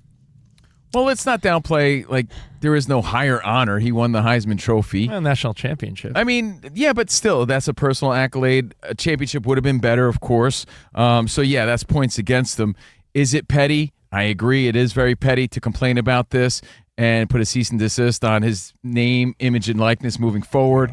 That's the petty part. That is the petty part. That's what started with Schefter this morning. An attorney representing Jaden Daniels informed LSU can no longer use his name, image, and likeness, and said he felt profoundly disrespected after LSU allowed cornerback DJ Pickett to wear his former number 5 jersey. DJ Pickett claiming, hey, man, if it's available, what am I doing wrong? So that's a question in itself. Do you blame DJ Pickett and say the huevos on this guy to go with Jaden Daniels' number? Do you blame the school for making it available? Wait a minute. The school told Pickett, yo, it's your number. You could have it. So what is he going to say? Well, no, I'm not going to take it. Well, out of respect, you can't blame him. He said he wore it since he was a little kid. That number 5, man, coveted. Yeah, like Jaden Daniels doesn't own it. That's his mindset. But this is a big story today. Now, I'm going to take a different angle, although I agree with Rich. Well, we don't know the level of disrespect that led to this. This could be maybe some sort of straw that broke Daniels' back here because, I know what it feels like to be disrespected by your college, and this is on a much, much, much higher level. Rich, you know better than I do what it feels like to be disrespected by your college or not acknowledged. This is a guy that maybe feels he deserves a little more respect than that, and maybe this is just another moment of numerous things that we're not aware of right now. How many years? Here's what made me make my quick decision. In fact, I like to study these things, but I also sometimes like to make a quick decision and be like, that's my instinct. And my instinct is college and the pros are so different with this stuff. How long did Derek Jeter, number 2, play for the Yankees? 20 years, right? Guy. So we're talking about a guy that won 5 World Series, 20 years, legend. Rookie of the Year, 1996, champion, superstar Yankee. How long? Most hits for a New York Yankee. He made his mark. How long did, Tom Brady play for the Patriots? TB12? I'm just saying. Felt like 37 years. Danny G, I look at college like a revolving door of young talent, right? Like, think about it. You're in and out of there in 4 years. As a student, you go there, whatever bar you thought was popular is now the lame bar. Well, a lot less than 4 with the transfer portal. Yeah, but that's what I'm saying. You make a great point. I get it. You're there, and in the snap of a finger, your career's over, right? New players come in. Even our college days seem like a blink of an eye. Like weird moments, weird friendships. It went real fast. Doesn't make it less special.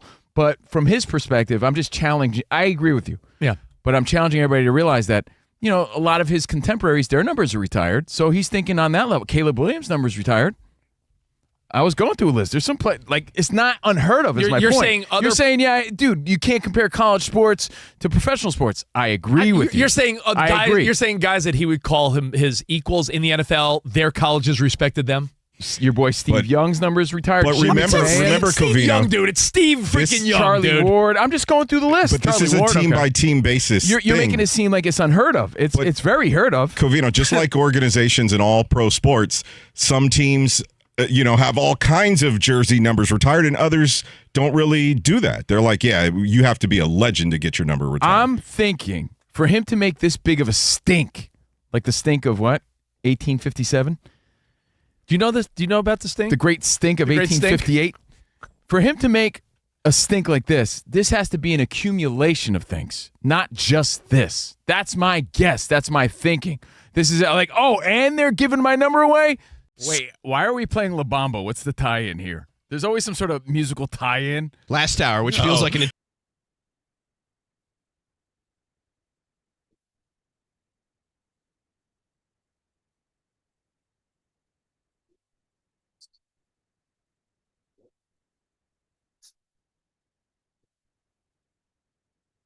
Sports radio was super...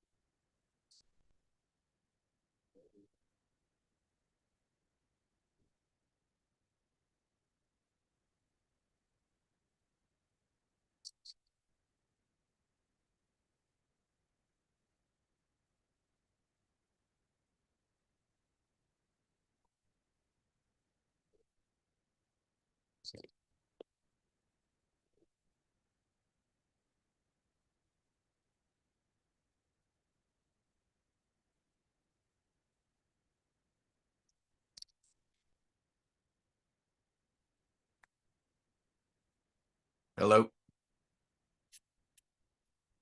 All right. Right. No, I was going to say this is the tester for Drew Brees.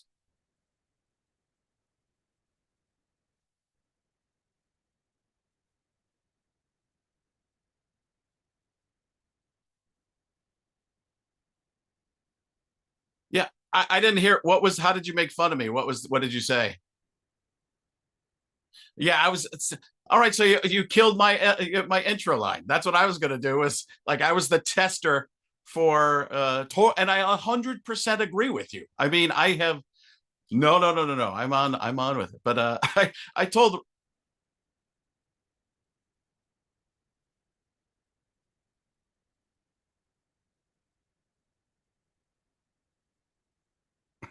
no. Yeah.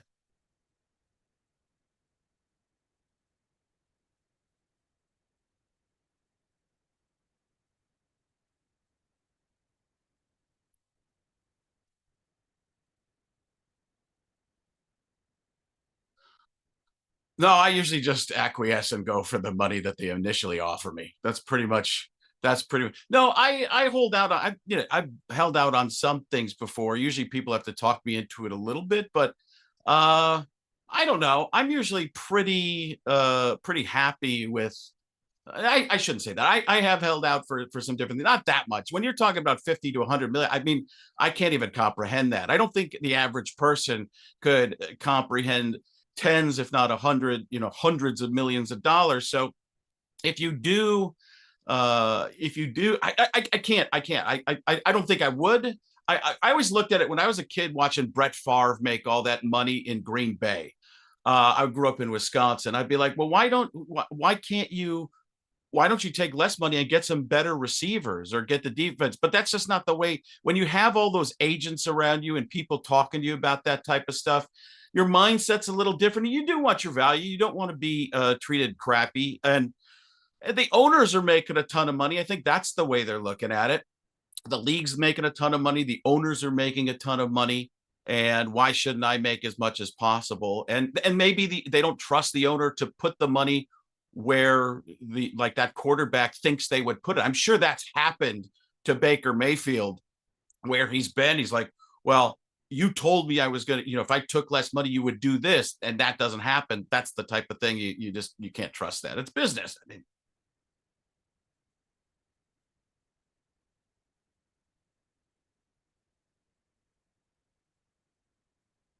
oh yeah. Yeah. Yeah. The coolest thing when I first started was I was at a groundling show in Los Angeles there, the improv troupe, and Will Ferrell walked in and said, "Hey, are you Frank?" And I was like, "That." I mean, I was only in comedy for maybe 5 years at that point, and he's like, the Madden." He's doing that. That's pretty cool. And the Madden is the thing that people always know. When I met Chris Evans, I did a thing where I brought my daughter to an Ace Comic Con. Maybe I've told you this before, but I brought her to an Ace Comic Con in Seattle, and Josh Brolin had used me in the movie W for the George W. Bushification. So he's like, that was me doing you. So the agent calls me to go, you can go meet Josh Brolin right now. Only problem is he's with Chris Evans. I'm like, we'll deal with it. So we go in. I'm talking to Josh Brolin for a little bit, and Chris Evans goes, wait a second, who are you? And I go, Frank Caliendo. Goes, oh my God, do Madden doing this. And it was, so my daughter at 13 years old thinks I'm the coolest guy in the world. So yeah, I mean, that stuff is, I don't even know if it's for me at this point, but when my kids see something, that gives me a little bit of a cool feeling.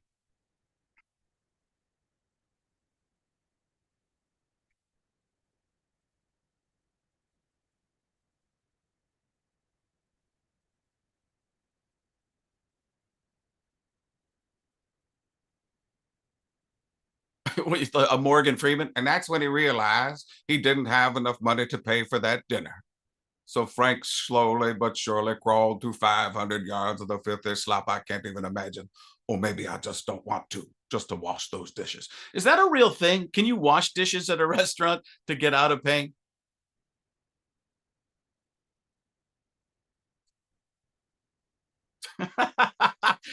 That, and if anything reflects reality, it's Pee-wee's Big Adventure.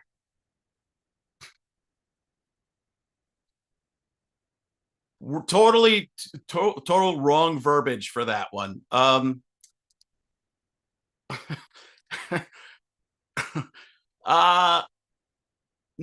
I never ran into Paul Rubens. No, I mean the big one is no. Yeah. No, the big one, because I've become really good friends with him, is Jon Gruden. I mean, Gruden is the one I've done stuff with. I told Rich this off the air. He got me doing cameos. He's like, "You ever do cameo, man?" Like, what? You know, that thing where you wish people happy birthday? I'll tell you what, there's no better satisfaction than wishing somebody. And this guy, he has the greatest cameos in the world. I'm doing a commercial for him on Cameo. I should do it for me, but I'll do. But I'm at the FFCA, and he's always watching film. He's always got old video on there. He's like, I gotta do this one for this guy's birthday. Give me a second. Hold on. Happy birthday, Rich. It's great that you're 50 years old. You're breaking into the 50-year mark like Walter Payton used to run through the line. And then he plays Payton behind him. Like, that's the greatest thing I've ever seen in my entire life. So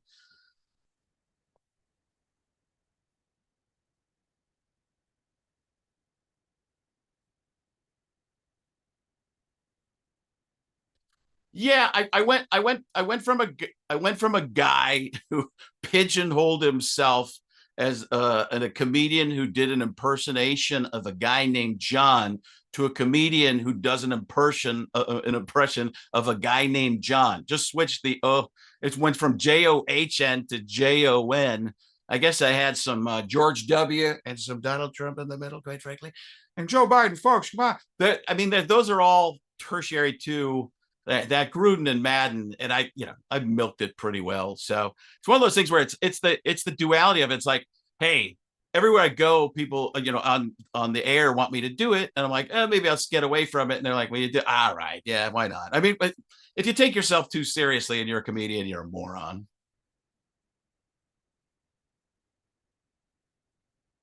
I don't know about that, but I'm decent enough that I've pulled it off.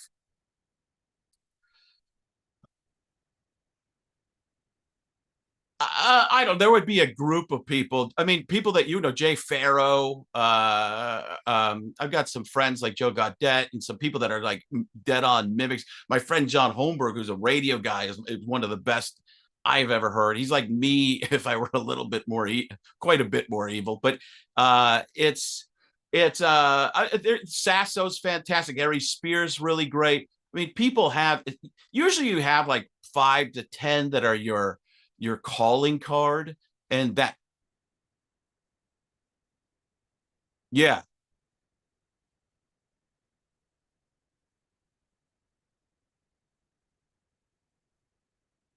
I don't know. I honestly, I mean, they're both pretty freaking great, but I would say Sasso, because in the makeup, well, Sasso it's forget about it. It's one of those kinds of things that you're thinking about right now. And Caliendo, if somebody's talking about Tony Soprano, you're the first not gonna do it. Come on.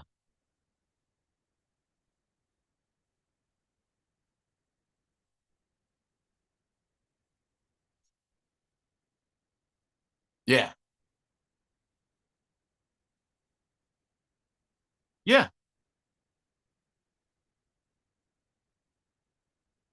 It's the most unbelievable show. Totally. Jeff Dye, I think, said this on Rogan. I think he said he's better than all of us, and he's 100% correct. I mean, Carrot Top Show is basically a living set of memes. He is social media on stage. The music cues, all that stuff is just unbelievable. I mean, I would love to see whoever's working the lights and the sound cues during, that's its own show. But he's very, very funny. People don't realize it's not just him doing punny props. He doesn't really even do much of that. It's great props with thought behind them. There's an actual joke. And my wife and I went to Vegas, and then he did a little thing with me in the audience. So it was fun. But he's a great, great guy. And again, I keep tying Gruden in, but this is true. Gruden goes to see him all the time. He's like, we're at Carrot Top again, man. That's fun. Yeah, Carrot Top wrote, he's with the one and only Frank Caliendo. Literally one of the funniest people I know. Yeah. So he was giving you props on social media. Is that Carrot Top's thing? When I first started dating my wife, Frank, we happened to go see Carrot Top. We were in Vegas, and he gave us a little shout out in the audience, and made me feel really cool. Like, you know, don't feel that cool. He does that whenever there's somebody there. Most people in Vegas, unless they're a huge headliner, that's a thing people do in Vegas. When I had my Vegas show, the thing is, you get people to come in and then you pop it out there, and it's kind of like a little advertising type of thing. But it's cool to get called out. Yeah. Frank Caliendo on the Covino and Rich show, in for DP. It's always a pleasure. Thanks again for your time, Frank. We appreciate you. Now, John Madden, obviously you talked about him. Have you accepted Nick Cage as the role? Because I feel like last time we talked, you rolled your eyes a little bit about it. No. It's more that people keep talking to me about it. I'm like, me or Nick Cage? I'm picking Nick Cage for my life story. All right. If I could have Nick Cage, hi, I'm Frank Caliendo, and I'm the guy who does a John impression. John Madden, Jon Gruden, doesn't matter. Boom! Use it where you will. Dude, it is kind of tough, though, because you still see the Nick Cage. His face is so famous. We've actually interviewed Nick Cage, right? And from our perspective, imagine him sitting like right across the table from us. And like the whole time I got all these questions lined up, but I'm looking at his famous face and his throwing like there's Nick Cage right there in a white t-shirt, and his face is so famous. I think that, you know, you still see it, even though he gained all that weight and the prosthetics and everything else, you still see his face in John Madden. Why do you keep really curious? Why do you keep asking me about Carrot Top? I don't understand this line of questioning.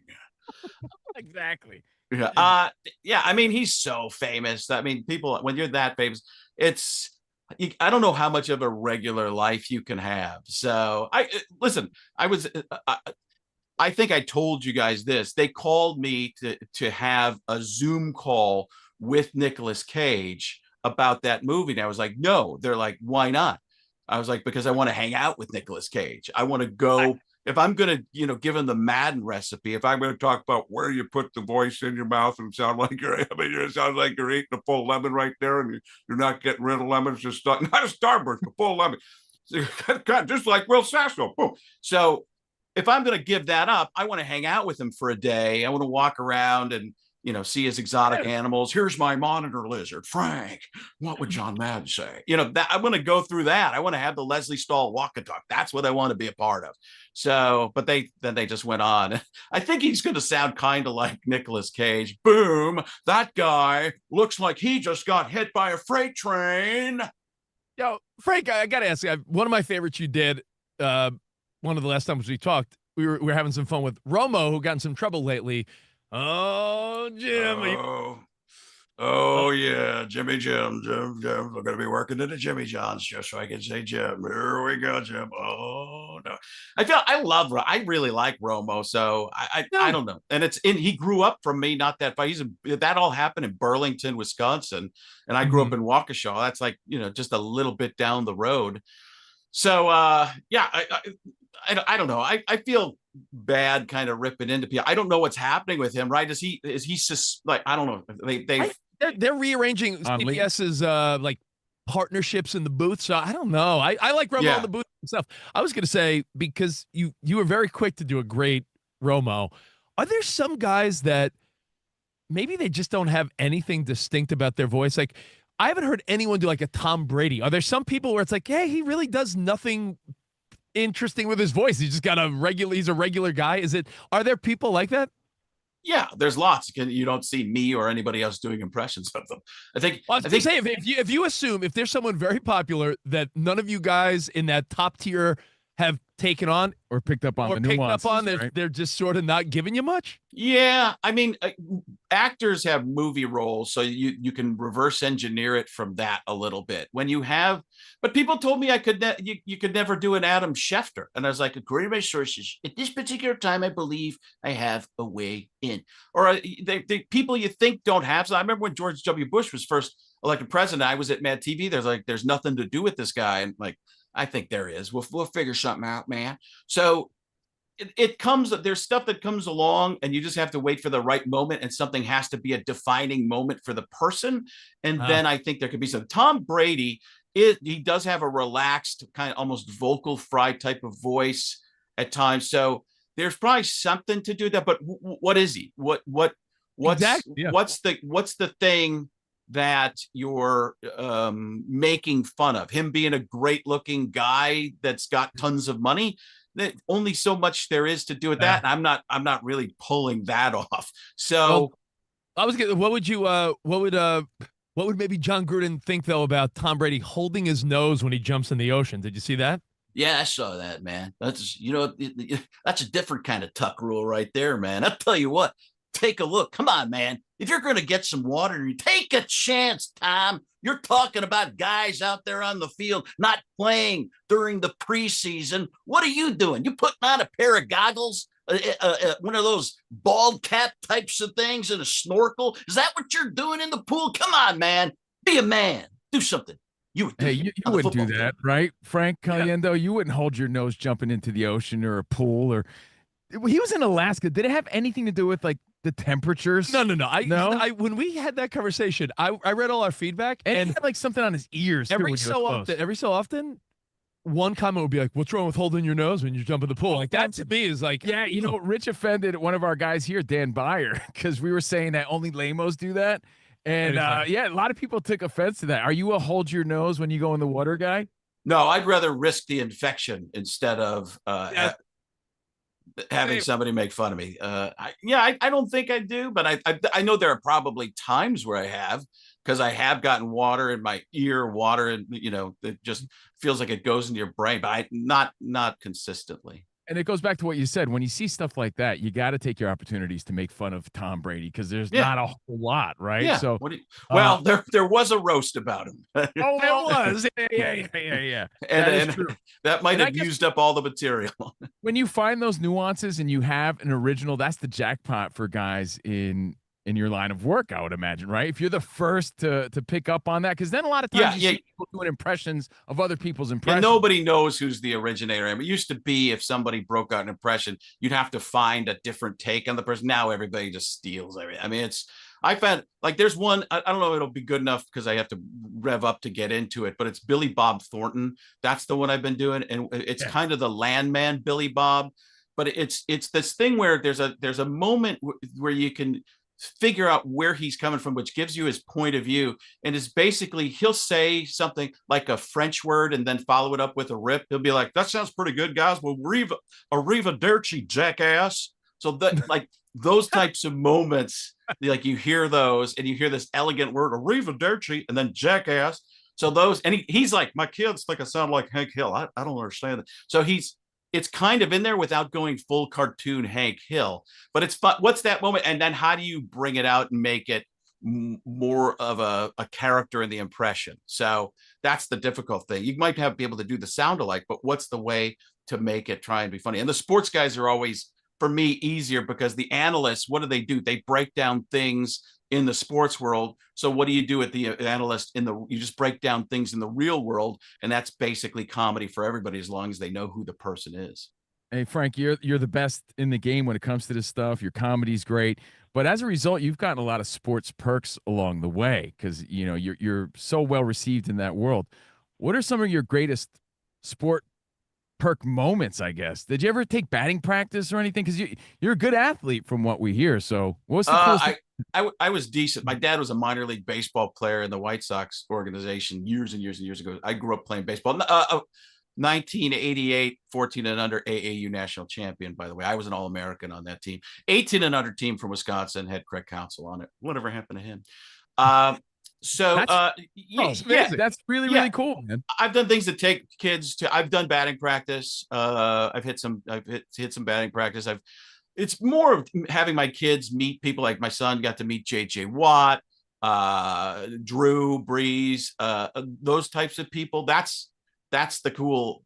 Those are the coolest moments for me. So those are the perks I use the most. And the NBA lets me do lots of stuff, go to the summer league and the NBA Cup and all those types of things. So, and F1, my daughter is a huge F1 fan, a Jean Leclerc fan. And I've been over there in basically in the pits and stuff at F1 with her. And that's surreal. Do you feel the pressure like doing BP from warning track power? Like what's that like for you? You're a fan.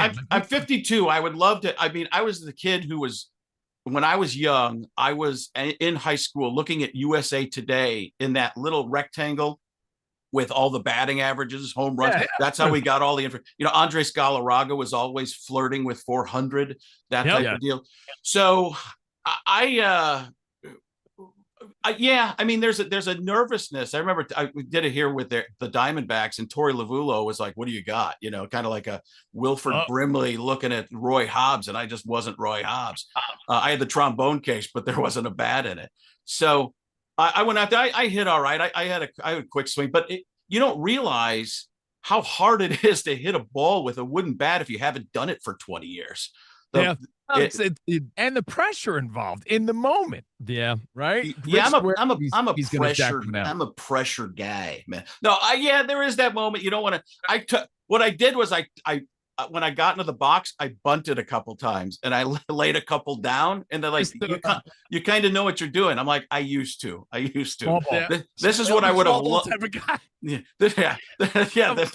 He ran Oppo Taco just to show he could. Frank, you brought up your kids. Interestingly enough, isn't it funny how I feel the same way?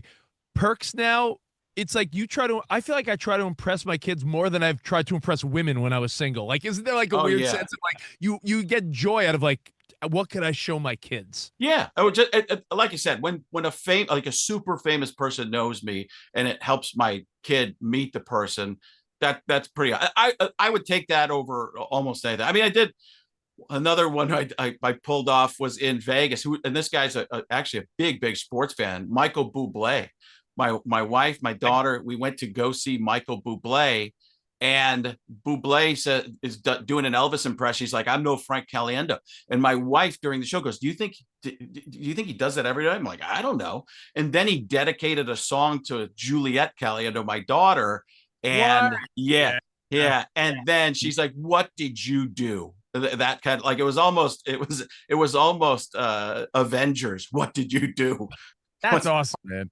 Frank, I gotta give Frank some props because not that he's Carrot Top, not those type of props. Not Carrot Top. I gotta give you props, Frank, because I think because you do so many great impressions, people don't realize what makes Frank awesome, and it's what he does with the impressions. Like, the content is hilarious. Like, if you did an impression, but you did the impression not saying anything that funny, it's just an impression. I just love your ability to like write great material for your impressions, and also just roll with the improv on it. That's the skill right there. No?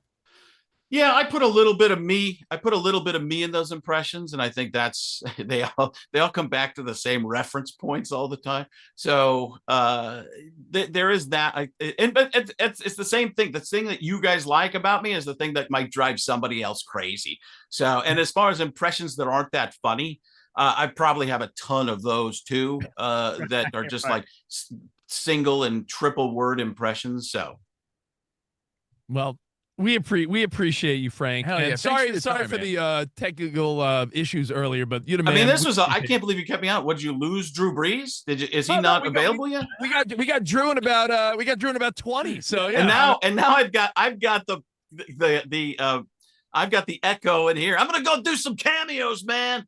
Yo, have fun, man. Thank you. Yo, Drew, thank you, brother. Appreciate you, Drew. I called him Drew. Thank you, Frank. It's the great Frank Caliendo. Frank, you're the man. Appreciate you. On the Covino and Rich show. He just appreciate his time, and when we said we're filling in, he's like, he'll hop on, and I appreciate that. Yeah, love Frank, and I look forward to talking to Drew Brees in about, hell yeah. like you said, within the hour. So more Covino and Rich in for the great Dan Patrick coming up right here on Fox Sports Radio.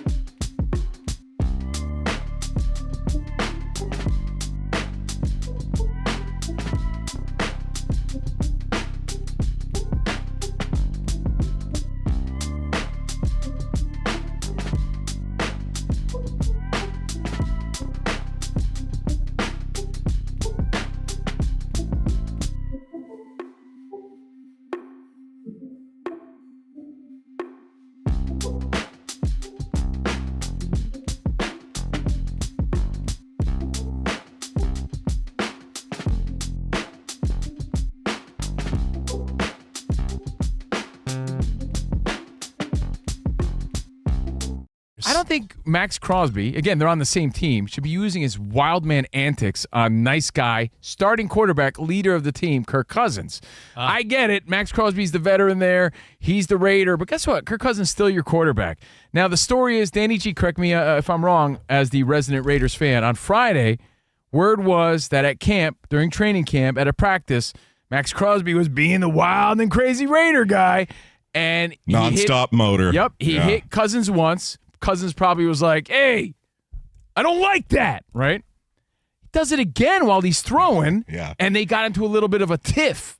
That's right, tussle. Cousins went up to him, got in his face, told him what he thought. Which is wild, and then right? he grabbed Max Crosby's jersey. Well, I expect nothing different from a leader like Cousins, but I can't believe that Max Crosby would even, push or shove. Or you can't believe it. We've seen these stories in the past. Remember the story from some of their joint practices where the opposing quarterback was like, this dude needs to calm the F down. Not only is he the starting quarterback and a veteran in the league, right? I feel like certain people don't warrant a ball busting, that type of treatment. And I feel like Kirk Cousins appears to be that guy. I don't feel like he's the guy you mess with in that way. He seems too likable, too kind, too much of a man on a mission. Like, he's just a good all-around dude. So why is Matt Crosby? No. There's things you earn when you're a veteran, right? When you're the top dog. And Kirk Cousins has done enough to be that top dog, right? Like, we always say when people have to take those crappy tests around here at iHeart or Fox, like the hey, fill out this human resources survey, or do you think Colin Cowherd does that?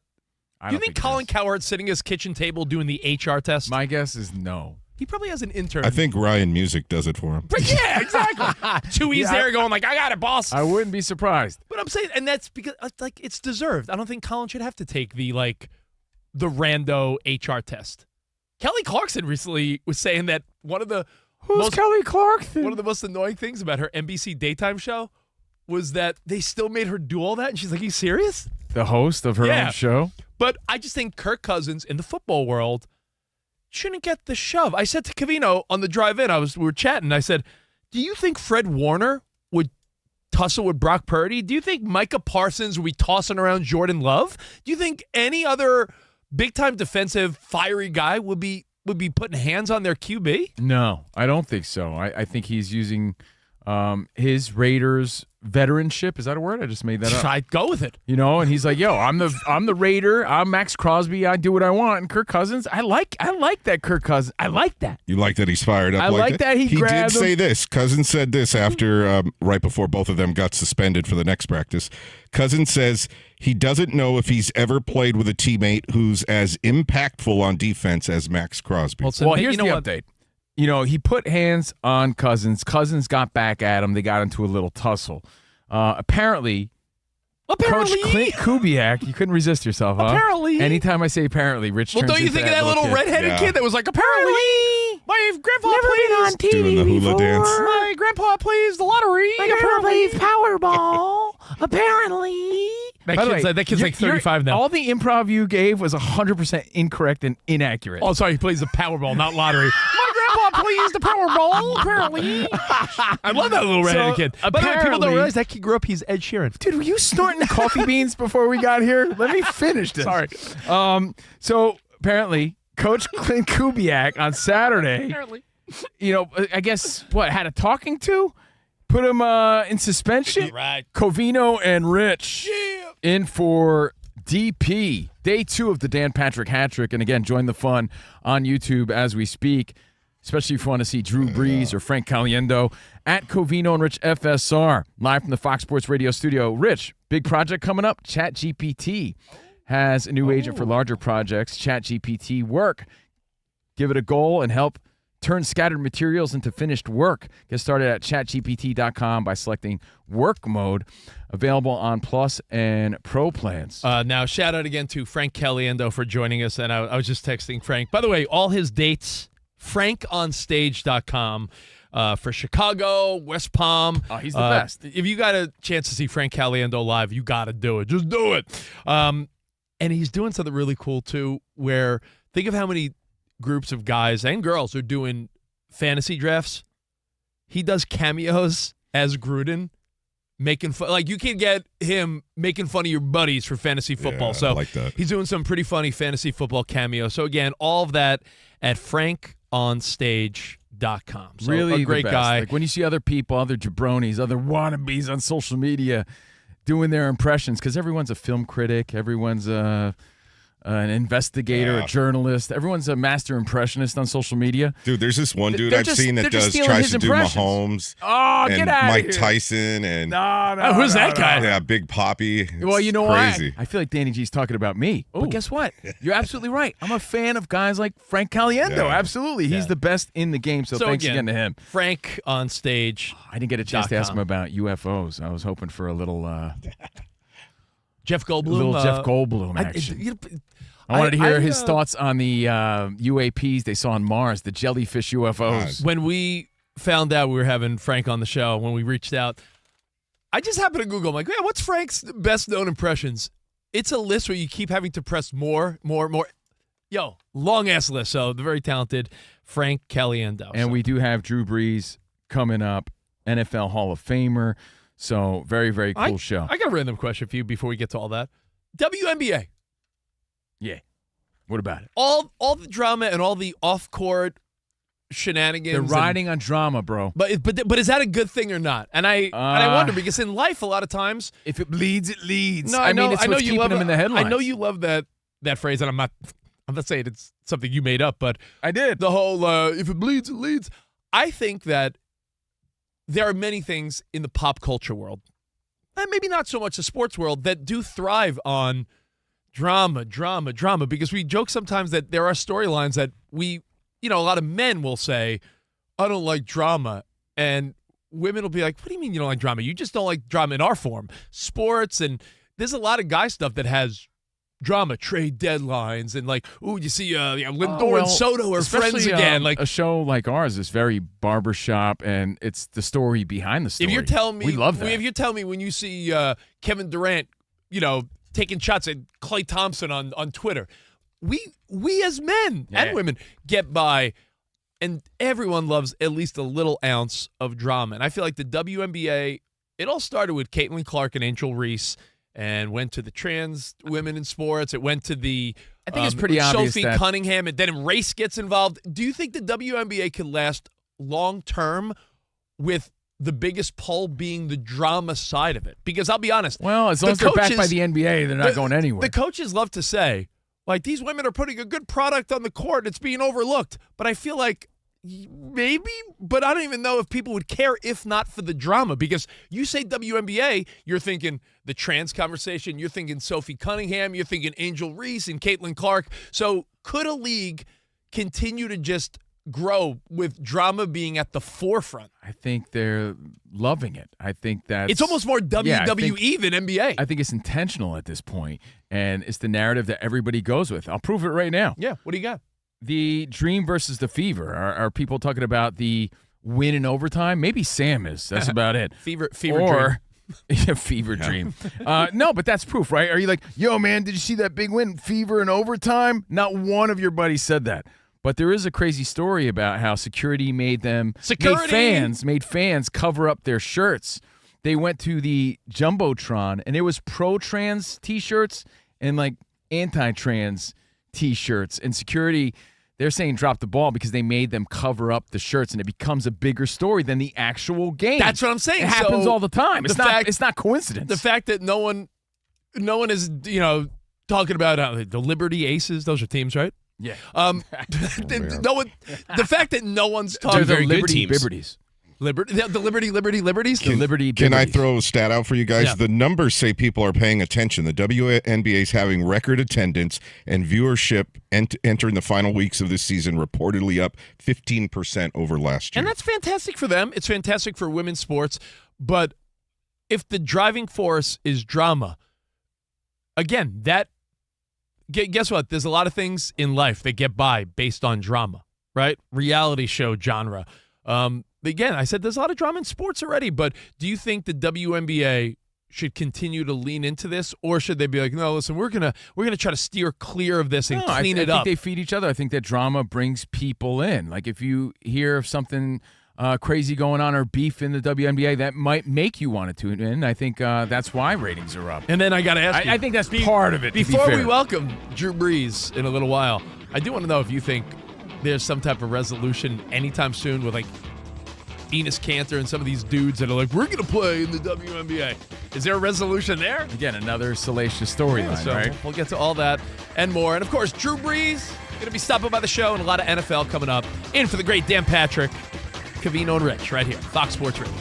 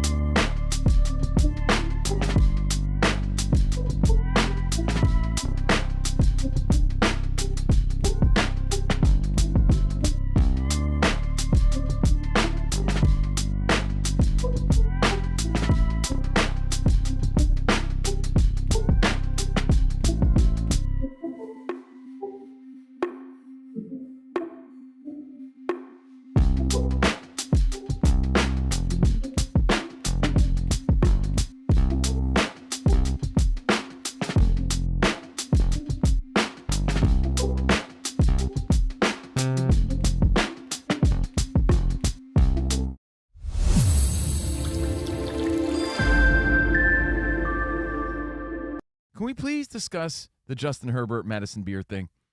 Can we please discuss PDA the way we meant to discuss it? Say something without sounding like a creep? Probably not, because everybody knows you're a creep anyway, so go ahead. Let me try. Dude, she's like abnormally good looking. Like gorgeous. We saw her at the iHeart Jingle Ball, right? We Covino and I every year take our daughters on a little daddy-daughter night to iHeart's Jingle Ball. She performed. Every time I see this woman, I'm like, yo, she is just strikingly good looking. No creepo. She's 27 years old. It's like she's just abnormally good looking. And Justin Herbert is a quarterback in the NFL. It's like a match made in heaven. If anyone has something to say in HR. I'm doing this for research purposes, but I'm looking up these really sexy photos. I didn't say do that. Well, research. I got to see what you're talking about. Private browser. Yeah, all right. buddy. No, she's beautiful, but Like stunning. what would we expect from a superstar starting NFL studly young quarterback? Who's he supposed to be with? As my mom would say, Broomhilda? Or whatever, right? Mrs. Grundy? Oh, she's, who do we expect him to be But with? now I've Plus, noticed Travis Kelce, rose the stakes a lot. Everyone's looking for their Travis Kelce, Taylor Swift sort of power couple moment nowadays. It's definitely in the air. I think a lot of times when you talk about celebrity couples, power couples, the Russell Wilsons and Sierras, the Travis and Taylors, Travis didn't invent it, but he put it on the map. The Josh Allen and Haley Steinfeld, the Verlander and hold on. We can think about it. Let's use our brains. Yes. Kate Upton. Stop! I was going to say BJ Upton. You're right. Kate. That's not BJ Upton. It's Kate. That could be your nickname. I don't know. So when you think about all these amazing celebrity couples, right? Yeah. Athlete with, successful, beautiful, talented woman.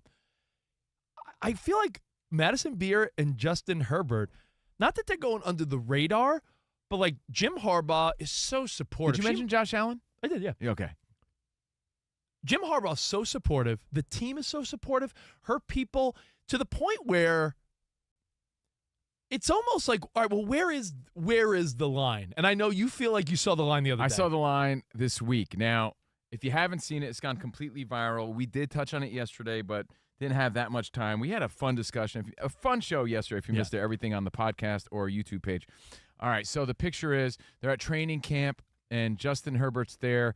He's laying on the grass, maybe doing some stretches. I don't know what he's doing exactly, but guess who else is on the field? Madison Beer, his fiancée. Stroking his hair. And she's fixing his little hair clip that he wears. That's what it appears. This is what appears to be happening. I don't know. She's messing with his hair, and they're having this canoodling moment that Dan Byer pointed out. They're canoodling on the field. They're having these little gnome kisses, a little tickle fight on the field, and it's all cute and it's all great. If they're sitting, in the booth across from you at the restaurant, if they're at home on their couch, they're at training camp. I disagree, and I'll tell you why. Because I feel like this is one of those moments where if you zoom out, right? Hold on. I know there's other women there. No, not only other women, but kids, and it looks like fans, and it looks like it's almost at the end of practice or after practice, but he's or the something where it's like quarterback. maybe it's a fan experience. This was not like they're doing reps with the first team, and Herbert decides to sit down, and Madison Beer's like, "Come here, let me fix your headband." It does change things a little bit, but guess what? All those other people aren't targets, right? They're not Justin Herbert. They're not. He's under major scrutiny. Not the face of your football team. football Has he won any playoff team. games? He's not. Yeah, he's the face of the football team. Has he delivered a Super Bowl? Like, no one wants to see that right now. Yeah, but you know what? She's hot and all that, but you do that in your own time. That's like. I don't. Has my girlfriend ever even been? DP. Dan Patrick. Welcome to the Dan Patrick Show. We are the most unathletically decorated show in radio history, I think. America's most revered sports talk show. Respect the position that you have. But today, Dan Patrick and the four Danettes are not here. So sitting in for Dan Patrick and hosting the Dan Patrick Show, here's Steve Covino and Rich Davis. Yeah! Love those guys. Love those guys. Those guys are the best. What's up, bud? Covino and Rich on Fox Sports Radio. We're normally on Monday through Friday, 2 to 4 on the West Side. And yay. By the way, that's a little hint of what's to come. Yeah. And we're on from 5 to 7 on the East, Monday through Friday. We also have a Patreon. Rich, let me use this opportunity. Yeah, please, go on. To speak over the xylophones and shamelessly promote everything we do. Patreon.com/Covino and Rich. We do an uncensored, unleashed Patreon. That's right. Check that out. We Can have I get a free bonus trial pod. subscription? No. You Yes. got to pay. Yeah. Overpromised is our bonus show. It's a hybrid of both. It's a hybrid of our Patreon because it's uncensored and what we do here on Fox Sports Radio. Do I have to pay for that? No, that's okay. free. That's at Covino and Rich FSR on YouTube. That's where we're streaming live right now, where you're going to see Drew Brees in a few minutes, where you're going to see Ice Cube tomorrow. Yay. So we're bringing the guests. We're bringing the fun here in for DP. It's always a pleasure. And I do want to say respectfully, thank you for having us. We appreciate it. Anything What else? up? Any other plugs? Danettes. I have a GoFundSteve page No, if you want to donate. Nope. I'll tell you what. What else? No, that's it. That's it? Yeah. Okay. I do want to talk MLB for 1 second. You're done with the WNBA real quick, huh? Well, yeah, we talked about it, and Danny G said something off the air that rang true to me, but I won't repeat it. Oh, sounds juicy. No, we're just saying how, like, it's not like It's just that people aren't watching the actual play on the court. the product isn't always the best. So since the At product's least not our always the best, circle. yeah. I mean, there are obviously a lot of viewers, but not in our circle. Yeah, And but so that's what I'm saying. why so many media people Agreed. are just leaning into the drama. But And there's always drama and there's always juicy stories, I and think- that's what we lead with. Millions more eyeballs were drawn to the WNBA, obviously, for Caitlin Clark hitting like logo 3. So Because that was never done before. Yeah. some play on the court was drawing attention. Now you have all these little sideshows going on where people are, all up in arms about things that aren't going on the court. But Caitlin Clark was the reason people were watching more of the WNBA. But I'm guilty, Sam. Guilty. Yeah, Because you're feeding into it. No, Because we were going to talk about the because I've never watched a WNBA game from start to finish, but I am intrigued when I'm clicking on things on social media where it's like, ooh, a debate about trans in the league, or ooh, Sophie Cunningham got clotheslined, and Angel Reese and was saying this about Caitlin Clark. Like, I will click on that. Call me a little gossipy biatch, but I will click on that, but I'm not watching a full game. So I do think that there's something to be said about leading with drama and those salacious headlines in the WNBA, because I feel like it's getting the eyes that league would never have got otherwise. And be honest, we're taking the bait. I'll take the bait. Oh man, security made fans cover up their shirts, the pro and anti-trans shirts that people were rocking at the Dream Fever game. That's stuff that stands out, and we talk about it, so we're also guilty of that. But before we move on, I did have a stupid question.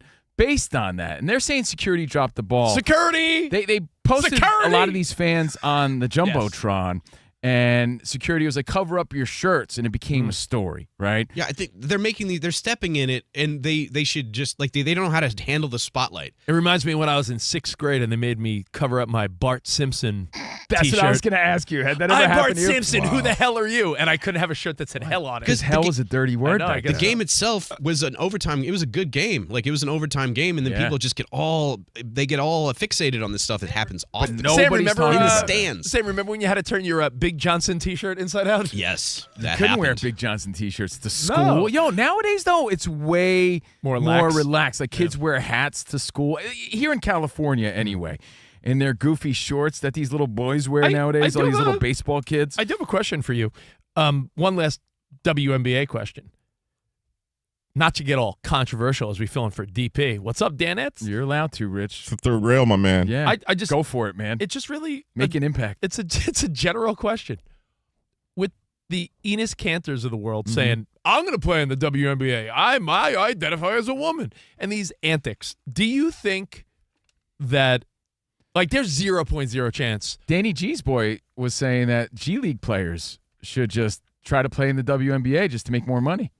Right? I mean, so do you think in any... I only talk about animals with Clay Travis. I saw Clay Travis's clip. In any capacity, Animal Thunderdome coming soon. in any capacity, will there be like a former NBA player or a G League guy that pulls these, like, I guess you would say, like, technicalities? Trying to prove the loopholes and the rules and But to then, make it clear. but then No, it's not again, gonna this happen. is not political, and it's not either side. It's then the WNBA at some point soon will have to put some type of clear verbiage, like, here's what a woman is. Or again, Otherwise, then you can't maybe just. they're leaning into. But you the can't. But you controversies. can't subjectively be like, well, he's doing it in a rude way.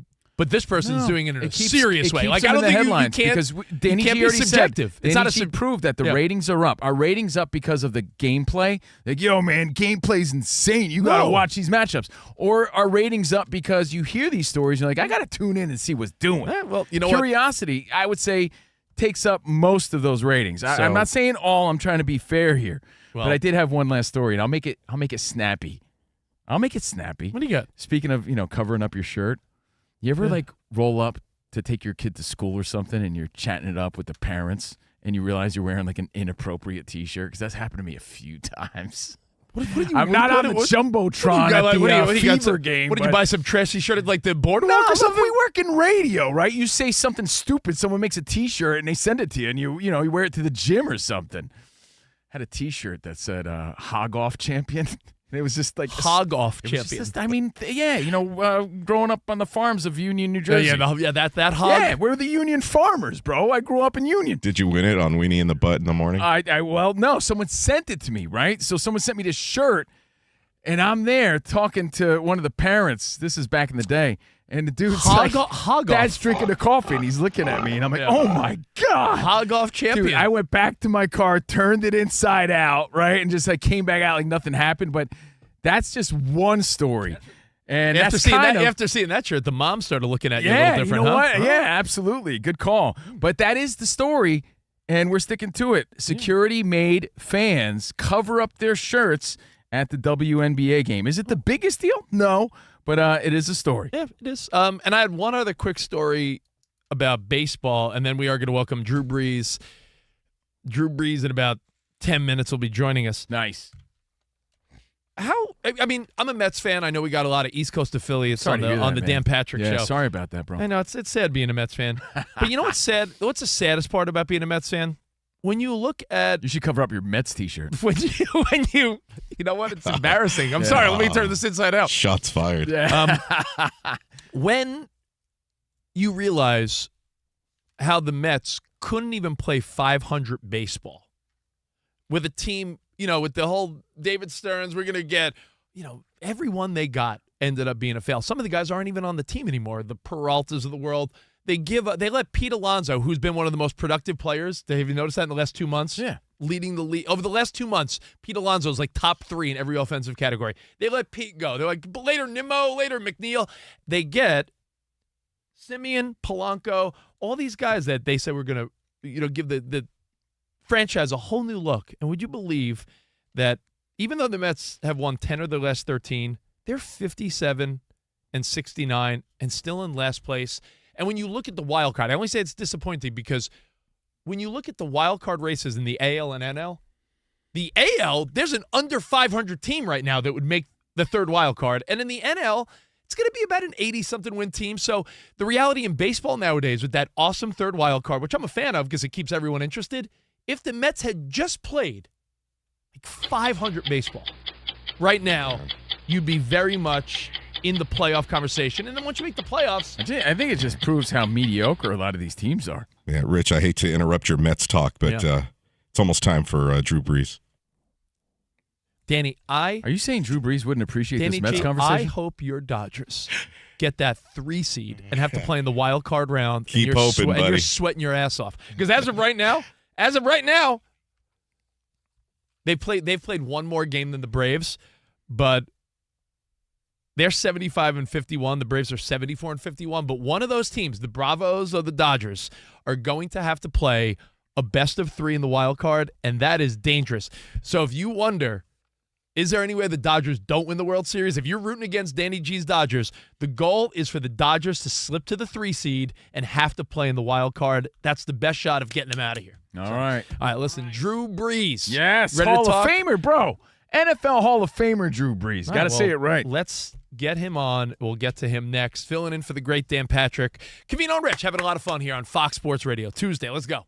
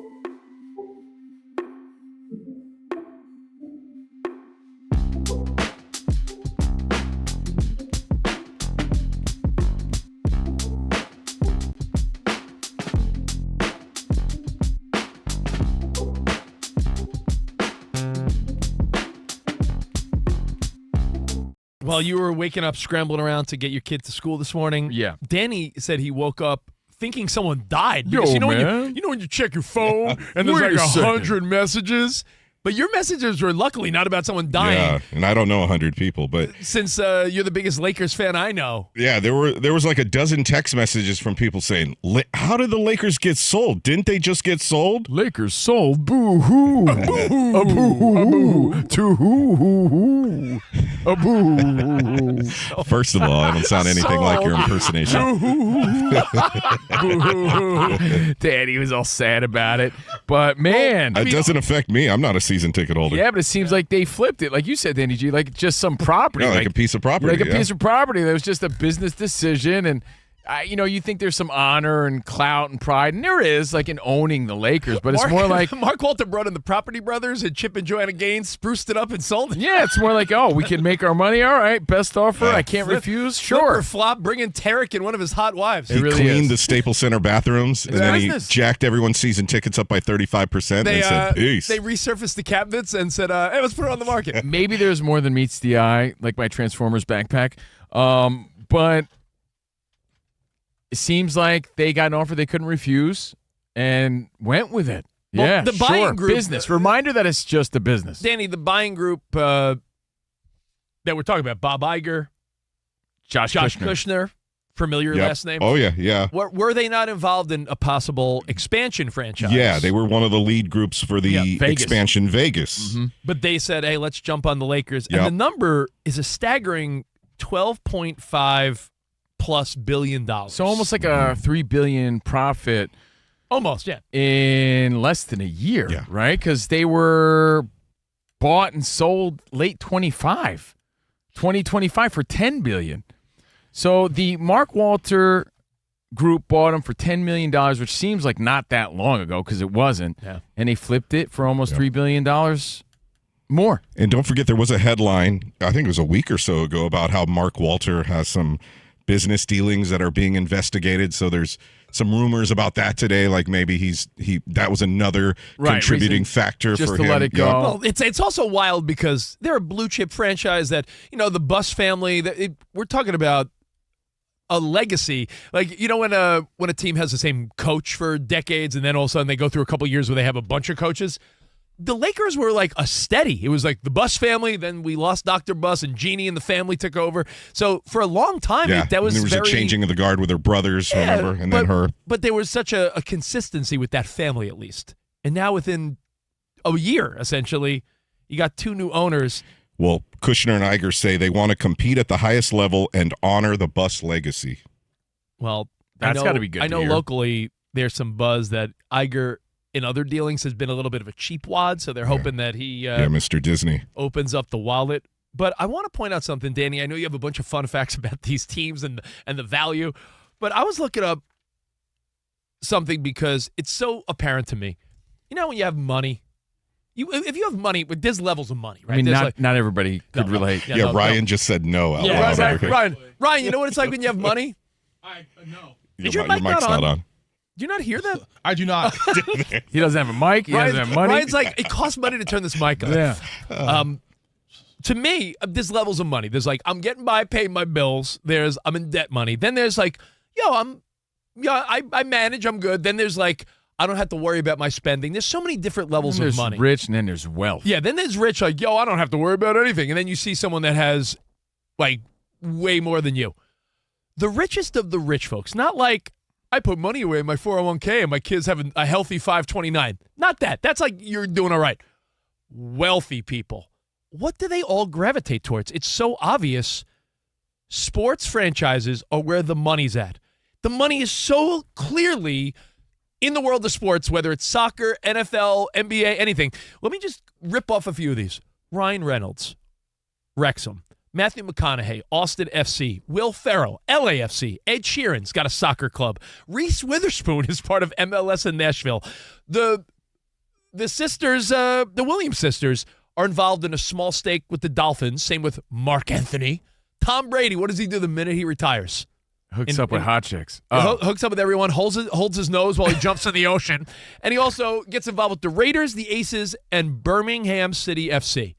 LeBron James, part of the Fenway Group, which has the Red Sox, the Penguins. Doesn't Usher. he have a pickleball thing too? Yeah, pickleball. Usher, minority stake in the Cavaliers. Justin Timberlake, the Grizzlies. A-Rod, when he's not showing everyone his bulge. Did you see that story, by the way? Maybe put that in midweek major. No, thank you. He goes by a rod now, just not it's not A-Rod anymore. A rod. It's just a rod. But A-Rod. All right. Welcome back to the showgram program, the professional gram, known throughout the land as Covino and Rich, in for Dan Patrick. And it's day 2 of the hat trick, which means we'll be here tomorrow too with Ice Cube and maybe some other surprises. All right, so definitely join us. Again, I'm Steve Covino, just a kid from Union, New Jersey. The Farmers. Rich Davis is here. Danny G, our super producer. He's got the smooth, buttery voice. And Iowa Sam on the 1s and 2s. And we do this every day, Monday through Friday, 5 to 7 on the East. Everything's at Covino and Rich, and we're streaming live. If you want to see Hall of Famer Drew Brees, and you do, you can see him at Covino and Rich FSR on YouTube and chat live and join us. Perfect. Now, I believe he's sitting down right now, getting ready to hang. Here with Covino and Rich. We're talking about Hall of Famer. We're for Fox Sports in partnership with DIRECTV for Business to talk about some Sunday Ticket, NFL Red Zone. There he is. My guy, your guy, Drew Brees on the Covino and Rich Show. What's up, Drew? What's up, guys? How we doing? Doing great. To see you. It's NFL Hall of Famer Drew Brees. That's the official title. Moving every forward. time he's introduced, I heard he wants to be that way. So awesome, dude. I got an honorary doctorate from Purdue this year too, so you're gonna have to throw a doctor in front of that as well. Dr. Yeah. Drew Brees on the show. That's right. That is so great. I love that. We have so many questions for you. Thanks for your time. Appreciate you being here. In for Dan Patrick, Covino, and Rich. When it comes to the NFL Hall of Fame, I mean, obviously you're a man that does your prep. You made it this far, but how much prep goes into that speech? So much. It's one Really? of it's one of the probably one of the hardest things I've had to prepare for, because you just have you have a limited amount of time, and yet you've got this entire, not just career, but life. I mean, you become so reflective over the last, 8 months, ever since they announced that Hall of Fame. And it's like, how can I possibly convey all of my gratitude and appreciation and thank all the people I want to thank in the amount of time that you're given? I mean, really, it's like you're writing a book, and then you have to condense the book down into, they tell you 8 to 10 minutes. I was about twice that. Yeah. But you want to do it in a way too that, like, look, you recognize a lot of the people that are in the stands are sitting out in the hot, humid sun for 2.5 hours. So you're trying to entertain them a little bit, with stories and, some laughter. But of course the emotions are going to come out, and you just want to properly convey that to all the people that were such an important part of the journey. Again, you've done it all, but I got to ask, do you start getting nervous about that? Do you feel the nerves? So much prep, such a big moment. Does it get nerve-wracking for you? Yeah, definitely. But honestly, I would say, look, that Hall of Fame experience it's all the time leading up to it and the anticipation, but then, you're in Canton for 5 days, and there's all these unbelievable things that you're doing. And a lot of it, I think they intentionally keep a surprise from you so that they get your, authentic reaction and emotion to it. Starting with, there's a toast in the bus gallery on Thursday night, during that week. And I remember walking in that room, and of course it's already, just an epic experience with all the busts lit up, but it's kind of that dim feel. And then all the Hall of Famers are in there, and here's Mean Joe Green and Willie Lanier toasting us all. And then I reach over and I'm clinking glasses with Lawrence Taylor, and I'm like, dude, where am I? Right? Like, I just got transported to this unbelievable place. And then the gold jacket dinner, when you kind of walk through the aisle of guys, and they're welcoming you into the Hall of Fame. And Joe Montana, who was a childhood idol of mine, is putting on my gold jacket, and all that leads up to the enshrinement. And then finally, it's like the party that night, you can just kind of relax and cut loose.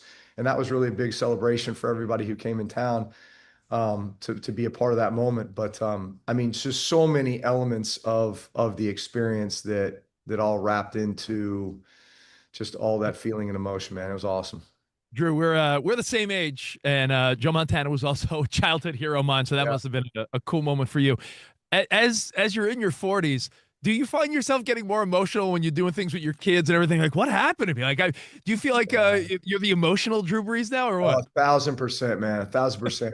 Here's the other thing about the speech. So, I mean, there were so many different iterations of the speech. You know, I mean, I practiced it. You know, I mean, I actually I went to the high school stadium here in town, and I stood on the bleachers and I gave the speech to the field, like as if I was in the. I mean, I was trying to put myself in the moment so many times, visualize it, like you know, the people in the state. I mean, I really.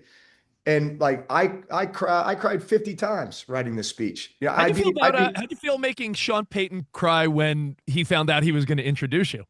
Oh yeah. Well, that was awesome. I was trying to find a way to surprise him, you know, by asking him to be my presenter. And so I was actually going to fly to him. You know, I was going to go to Denver or, you know, wherever he was and surprise him. So my wife and his wife were kind of, you know, planning this. And then all of a sudden, I just happened to FaceTime him, and he was with all of the Saints guys. They were on a golf trip, and I was like, okay, this is actually the perfect moment because he's got all these people around him too. And so, I think you got a very surprised, shocked, and then emotional Sean Payton just because it came out of nowhere. You know, it's maybe like the knock for me. You know, when Dan Fouts comes and knocks on my door, and you have no idea that's going to happen. You just totally get set up. Yeah, I think normally we're used to seeing a pretty fiery, intense Sean Payton, you know, and so you got to see a different side of him. That was cool. Speaking of Sean Payton, you guys have history. Do you talk about what's going on in Denver nowadays? Like, do you have a text thread going on about Bo Nix? Like, are you always chopping it up back and forth about stuff like that? Yeah, here's the thing. Like, I've got a great relationship with Bo Nix. We've had a lot of conversations over the last few years. You know, as he was drafted by the Broncos, and just talking quarterback play, talking preparation, talking a lot of things. Certainly, stay in touch with Sean Payton and a lot of guys. How about this? Sean Payton sent me a picture from the Broncos facility of all the people in the Broncos facility that I have a connection with.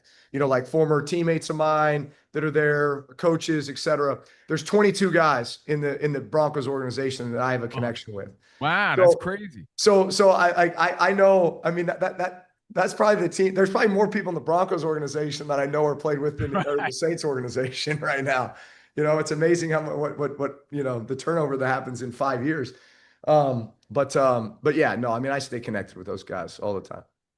Here with Drew Brees, filling in for Dan Patrick, Covino and Rich. Now, Drew. Hey, Rich, I'm sorry to interrupt. Dr. Drew Brees. Dr. Get it right. Drew Brees. Yeah, thank you. Thank you. All of at least for the next, you know, till the end of the year. Dr. Brees. We all know how hard it is to win a Super Bowl. You're one of the greatest of our lifetime, one of the greatest of all time. And as you know, you got one, but it's hard to get there. Everyone talks about Josh Allen, Lamar Jackson, Joe Burrow, Bo Nix. Everyone's like, oh, they'll get one day. They're not all going to get one. Is there a guy that you think you're pretty certain will at some point get one?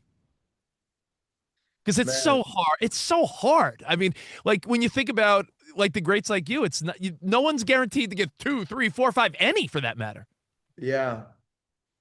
You know, different than other sports. Where there's a 7-game series. You know, in most cases, the best team wins. Right. There's times where they go down, they lose game 1. Maybe they lose the first 2 games, but then they figure it out. They battle their way back. They make the adjustments. That is the thing about a 1-game playoff, is that anything can happen, and we see it every year. There were times in my career where I felt like we had the best team, you know, and maybe we didn't win, you know, and I know. And then there's times where, man, you just kind of catch fire at the right time, and you're an ascending team, and it all goes your way. So that is. Look, it's the tough part, you know, of the NFL, but it's the exciting part. And that's why I think it's the greatest sport in our country. And it's why everybody loves it so much, you know? And what did they say? More money is made and more people watch the NFL than every other American sport combined, which is wild. I mean, look, when you say of the top 100 most viewed shows in the US in a year, it's like 97 of them are NFL games, right? I mean, that tells you all you need to hear right there. It is exciting. It's must-see TV. You want to watch it live. It's the only sport that we said the other day, you could watch two teams that you have no care for. Like baseball, you're watching your team. Yeah. NBA might be watching your team. NFL, you could watch two last place teams and still be locked in. It's also the parody of it. Yeah, I think 70% of games come down to the last possession. You know, you think about that too. I mean, it doesn't matter who's playing any given Sunday. You know, anybody can beat anybody. There's a lot of good players out there, and it's typically, you know, 2, 3, 5 plays in a game that will determine the outcome of the game. But no, I mean, look, there are so many good quarterbacks out there. There are so many guys that I enjoy watching. I mean, you mentioned a few.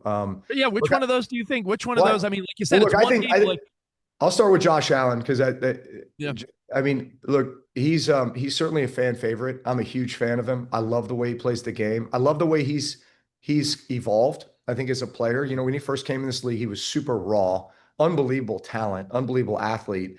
Man, he's really playing the quarterback position at a high level. You can just tell how much his teammates love him, how much the community loves him. He means so much to Buffalo in that market. I would love to see him get one. Lamar Jackson. And how much he cares. He cares so much, dude. Too. He cares absolutely. Right. He cares so much, man. You feel like he just shoulders so much of the burden, you know, at all times. And look, I was then gonna go to Lamar Jackson. I was then gonna go to Joe Burrow. Like I feel the same way about those guys as far as like what they mean to their teams, right? And to those franchises. The problem has been they all got to go through Mahomes and the Chiefs. And yeah, exactly. You know? I mean, it's just like, look, maybe what, you know, Payton had to go through with Brady, right? You know, how many Super Bowls does Peyton Manning go to if it wasn't for Tom Brady, right? You know, so there's always those epic battles, you know, whether it's the franchises, really it's the quarterbacks, you know?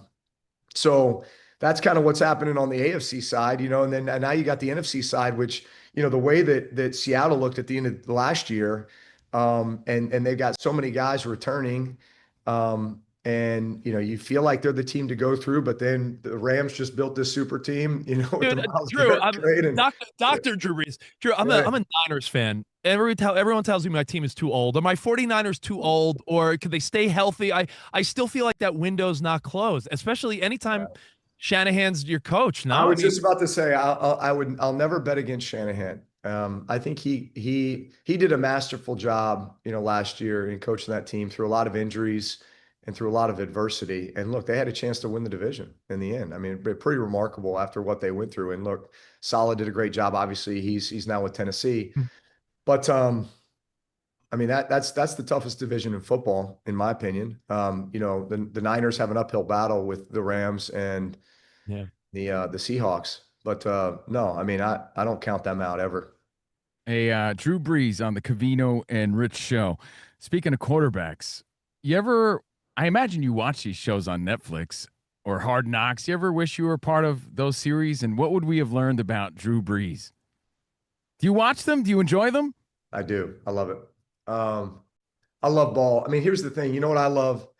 I've watched the first episode of the Seattle one. I think there's another episode out that I need to watch. Yeah. New one tonight. I think episode 3 is tonight. You know what I love is like, look, there's obviously a lot of big personalities in the NFL. There's a lot of big personalities on every team.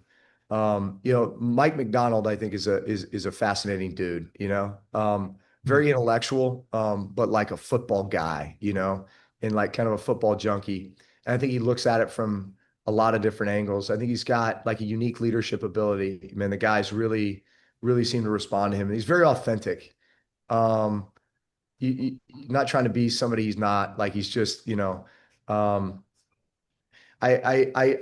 like learning about guys like that. You know, a guy who normally, you know, attention would go to, you know, everybody else, and yet those behind the scenes, you know, shows give you the opportunity to learn more about guys that you otherwise, you know, wouldn't have a chance to get to know maybe. What would we learn about you? Like Kirk Cousins, we found out he shops at Great Clips and polls, and you learn all these silly things. What is it about Drew Brees that you think people don't know? Man, I'm a pretty just, routine oriented dude. I love to cook. I think that camera would just be getting me on the grill a lot, cooking up steaks for the boys, that's all they want to do is eat. We're on the high protein diet. We're in the bulking phase, as a family right now. Yeah. We're in the bulking phase with 3 high school boys playing high school football. And by the way, if you want to feel old, picture Drew holding his kid after the Super Bowl. Oh, I know. Yeah. That's one of those like, oh man, time's moving. That's I know that was wild. I think that probably aged a lot of us. Yeah. It's like, man. By the way, Drew, you're a great family guy. Everyone, should aspire to have the great family dynamic of Drew Brees. When you see some of these young players like Justin Herbert and his beautiful fiance Madison Beer and Josh Allen with Haley Steinfeld, and some people like distraction, isn't it? I look at it as you're a happy guy with your wife or girlfriend. You're going to be more focused on the field if you're happy. Would you agree with that? 1,000%. 1,000%. I feel like when people are locked into a relationship and they're happy, I think the guys that are single doing whoever knows, those are the guys that could get unfocused. Yeah, I mean, it narrows your priorities. When I wasn't at the facility, working to be the best quarterback that I could be, I was just wanting to spend time with my family. I was wanting to watch my kids grow up. I was wanting to coach their teams. I was wanting to take them to the park. That's all I wanted to do.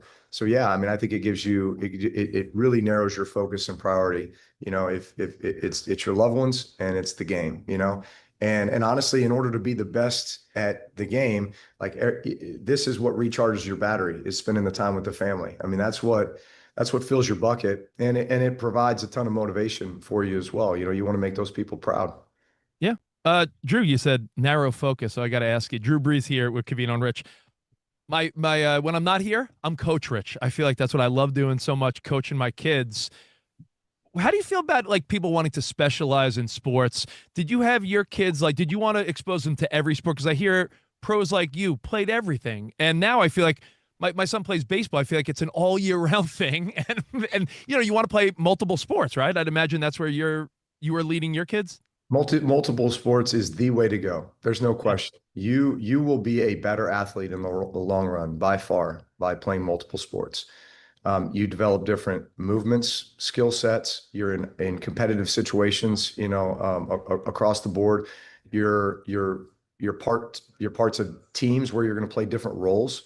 So you learn how to cope with that. You learn how to adjust to those situations. You're dealing with a lot of disappointment and failure at times, and learning how to overcome adversity. And so look, my concern with this pressure on parents and kids to specialize is, yes, you may look, just like anything, if you're putting 1 billion reps to something, you're going to get better faster, but you're not going to be better in the long run. Like long run, you are better by being a multi-sport athlete. Also, by doing that in the short term, you run risk of overuse injuries, burnout, resentment. In most cases, like you end up dropping that sport at some point, and then you look back on that experience like, man, I just got robbed in my childhood because I was focused on this, my entire childhood. I didn't have a chance to do these other things with my buddies and so it is at multi-sport without question is the way to go. NFL Hall of Famer Dr. Drew Brees on the Covino and Rich Show, and for DP. Clearly things worked out for you, Drew, but I've heard you say once that you almost chose baseball over football. Yeah. And speaking of multi-sports, you ever think about like what that could have been? Oh, some alternate timeline where Drew Brees, yeah. Like there's got to be that competitive side of you that was like, man, that would have been kind of cool. Dude, I could have been the next King Griffey Jr. Right? I sat there for hours in front of the mirror, just like trying to master that King Griffey Jr. home run swing. You just kind of leave the bat back here, Yeah. You ever take BP, by the way, to see if you still got it? You ever use your connections to be like, let me take some BP? Absolutely. I'll take one. I'll take one out over the right, maybe not right center, definitely right field line, any day. Can we see your best Griffey swing? Yeah, you got that. You still got it? Yeah. Again, I'm kind of bent down here, but dude, it's the finish. It's the finish. It's the swing, and then you just kind of finish there. You know what I'm saying? I love that. And then the bat just drops. Like we don't need to toss it. No. we just, it's a mic drop is what it is. It's just boom. I knew that was going to happen. Mic drop. And we all do that playing wiffle ball. You know, we all did the same thing. I love that. Drew Brees, you know, speaking of doing that in front of the mirror, the gold jacket, man. Do you look at yourself in that, throw some dance moves out? Do you wear it around the house? Like, tell us about it. Where is it? And how do you feel putting it on? I don't know. It's like sacred, you know what I mean? I had it on there. I obviously brought it home with me, and it's sitting in my closet. I kind of look at it right now. I'm like, man, is that real? Like, did that whole week really happen? It's still pretty surreal. So it's just right up there in your closet with like your Henleys and a few sweaters. It's right next to the quarter zips, you know? Yeah. We heard it's got its own little special section, you know? We heard Joe Flacco on quarterback talked about how a lot of these trophies and things you'd think you'd put in like some cool like man cave or room or something, but they just sit somewhere. Are your accolades displayed, or do you just have them sort of sitting somewhere? So I have an office where I put them in there, but honestly, the door stays closed, and it's just it's more so just to have a place to keep them. I don't walk in there and look at it to like give myself motivation or anything, you know? Yeah. You know, they're just there. Hey, Drew, I want to take you back to a moment that I think we all remember, like I said, like it was yesterday, your final game when you look back. Is that like something, because you did that so you could take in the moment. Do you remember that moment when you stopped by the tunnel, turned around and looked? Everyone felt that moment with you. Yeah. Well, you know, the bummer was it was COVID, right? So no fans are in the stands. And you know, look, I knew that was, you know, that was my last season. You know, I knew that going into it. And you just, you know, it was that last time with the Saints uniform on, you know, and that glance. I mean, I wish I could have spent more time just taking it in, but you know, obviously wish there would have been fans in the stands to be able to share that with. Yeah. Drew Brees joining us with DIRECTV for Business, Sunday Ticket, NFL Red Zone. Let me ask you how you watch, if we're going to be talking some Sunday Ticket and Red Zone. Yeah. I'm a multiple games on multiple TVs. Covino's a Red Zone guy. How does Drew Brees prefer to watch his Sunday football? No, I want to watch, like if there is a key matchup, a key game, like we said, man, two great quarterbacks, like I just want to lock in on that one game. And I want to try to I want to try to play the game with them, right? Like as if I'm under center and, hey, I know that defense, I know that coordinator, I know my matchup, right? And so literally as situations come up, I'm just kind of rehearsing like, man, here's what I'm thinking, here's what I'm doing. And then also you're just reacting to, oh man, unbelievable play, right? Or great scheme, right? Like I'm going to steal that one, put that one in the high school playbook, you know? Is there a scheme or system you've seen where you're like, oh wow, I would have really excelled there? Like my Niners, when you see Kyle Shanahan's type of offense, Brock Purdy, I mean, if he in his wildest dreams one day would be like a Drew Brees, but when you see what Purdy does, you're like, oh, I could have really excelled there. Well, so first off, pretty amazing. You go back to, what was that, like 2013, 14, 15, Washington Redskins, when it was Shanahan, McVay, Mike McDaniel. You had a few, you know, the guys that are now head coaches, coordinators, play callers that are running probably one of the more creative schemes. You know, this kind of started with McVay going to the Rams, doing a lot of this kind of like speed motion, you know, changing passing strength really quickly, just like totally discombobulating defenses. How do you adjust to that? And so, you know, Shanahan's taking it to another level with just their ability to run the football in the zone run scheme, but to create these angles. And look, he's got these weapons like a Kittle and a Juszczyk that are just as good in the blocking as they are in the pass game. And then, you know, Mike McDaniel, that's one of the more creative systems I've seen. I'm really interested to see it with Herbert here with the Chargers. So, man, and LaFleur as well. He was part of that staff. So, like, I like watching those schemes just because of what movement and motion does to defenses and how you can run all of your same schemes. But man, you've just given him like window dressing that just creates confusion. So that's what I really like watching those guys as well as Sean Payton and look, Kellen Moore with the Saints. I'm actually going to go to Saints Cowboys practice today and see those guys go at it. So I'm excited to see that. Brian Schottenheimer is one of my great mentors, friends. He's my quarterback coach with the San Diego Chargers back in the day. He's doing a great job with Dak in Dallas. So yeah, I like watching all those offenses. Well, listen, man, we'll let you get on with your day. Thanks again to DirecTV. Thanks again to Drew Brees. Appreciate you, man, and look forward to talking to you again soon. Drew Brees, Hall of Famer and Dr. Drew Brees. Thank you, man. Thanks for your time, Drew. Appreciate it. All right, guys. Good to see you. Take care, man. Such a good dude. On the Covino and Rich show. He's so right about. I mean, I feel like we could have talked to Drew Brees for an hour. Totally, absolutely, Just a good such dude. a great dude. All right, we got more Covino and Rich next right here. Fox Sports Radio in for the great Dan Patrick.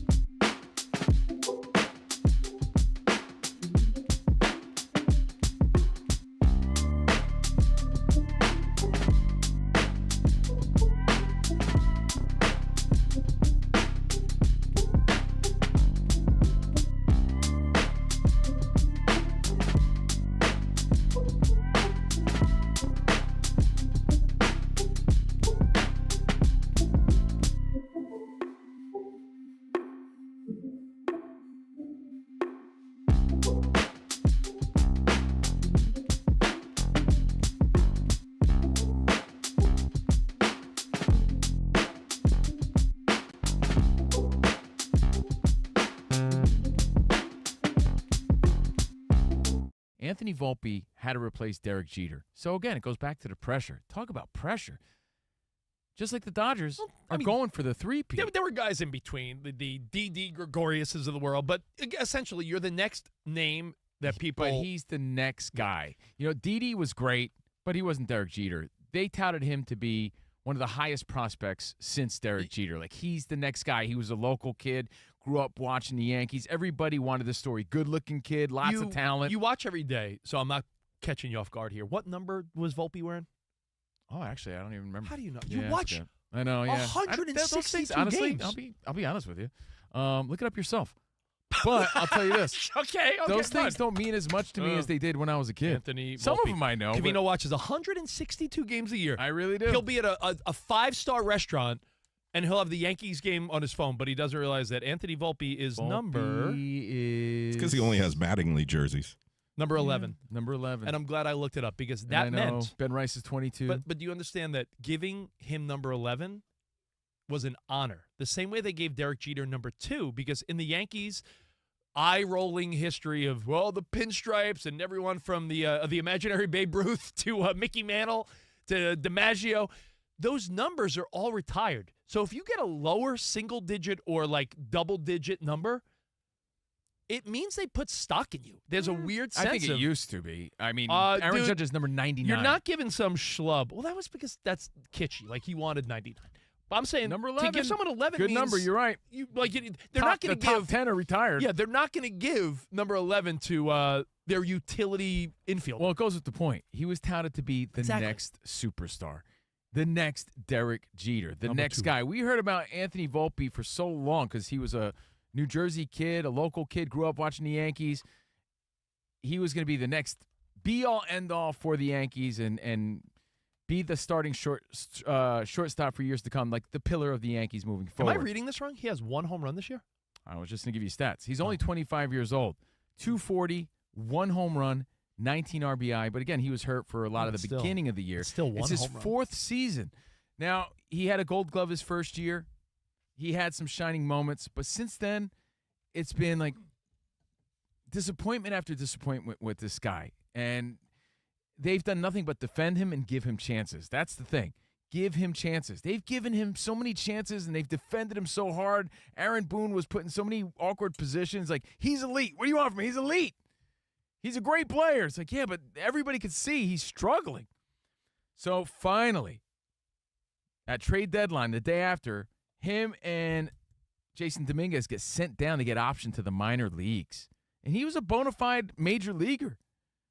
His 4th year in the league. Back to the minors, and they bring up the next Anthony Volpe, the next Derek Jeter, the next highly touted guy that you've been hearing about for years, George Lombard Jr., which basically implies, Rich, they're giving his job to him. Like, all right, he earned it. He's now our starting shortstop, and we're sending Volpe down. I looked at it as, hey, what do we have to lose by giving this kid a look right now? So I don't expect you to care, but imagine Well, you you lost should. your... You're talking about it. No, about the Yankees. I mean, well, you can't expect someone not to care.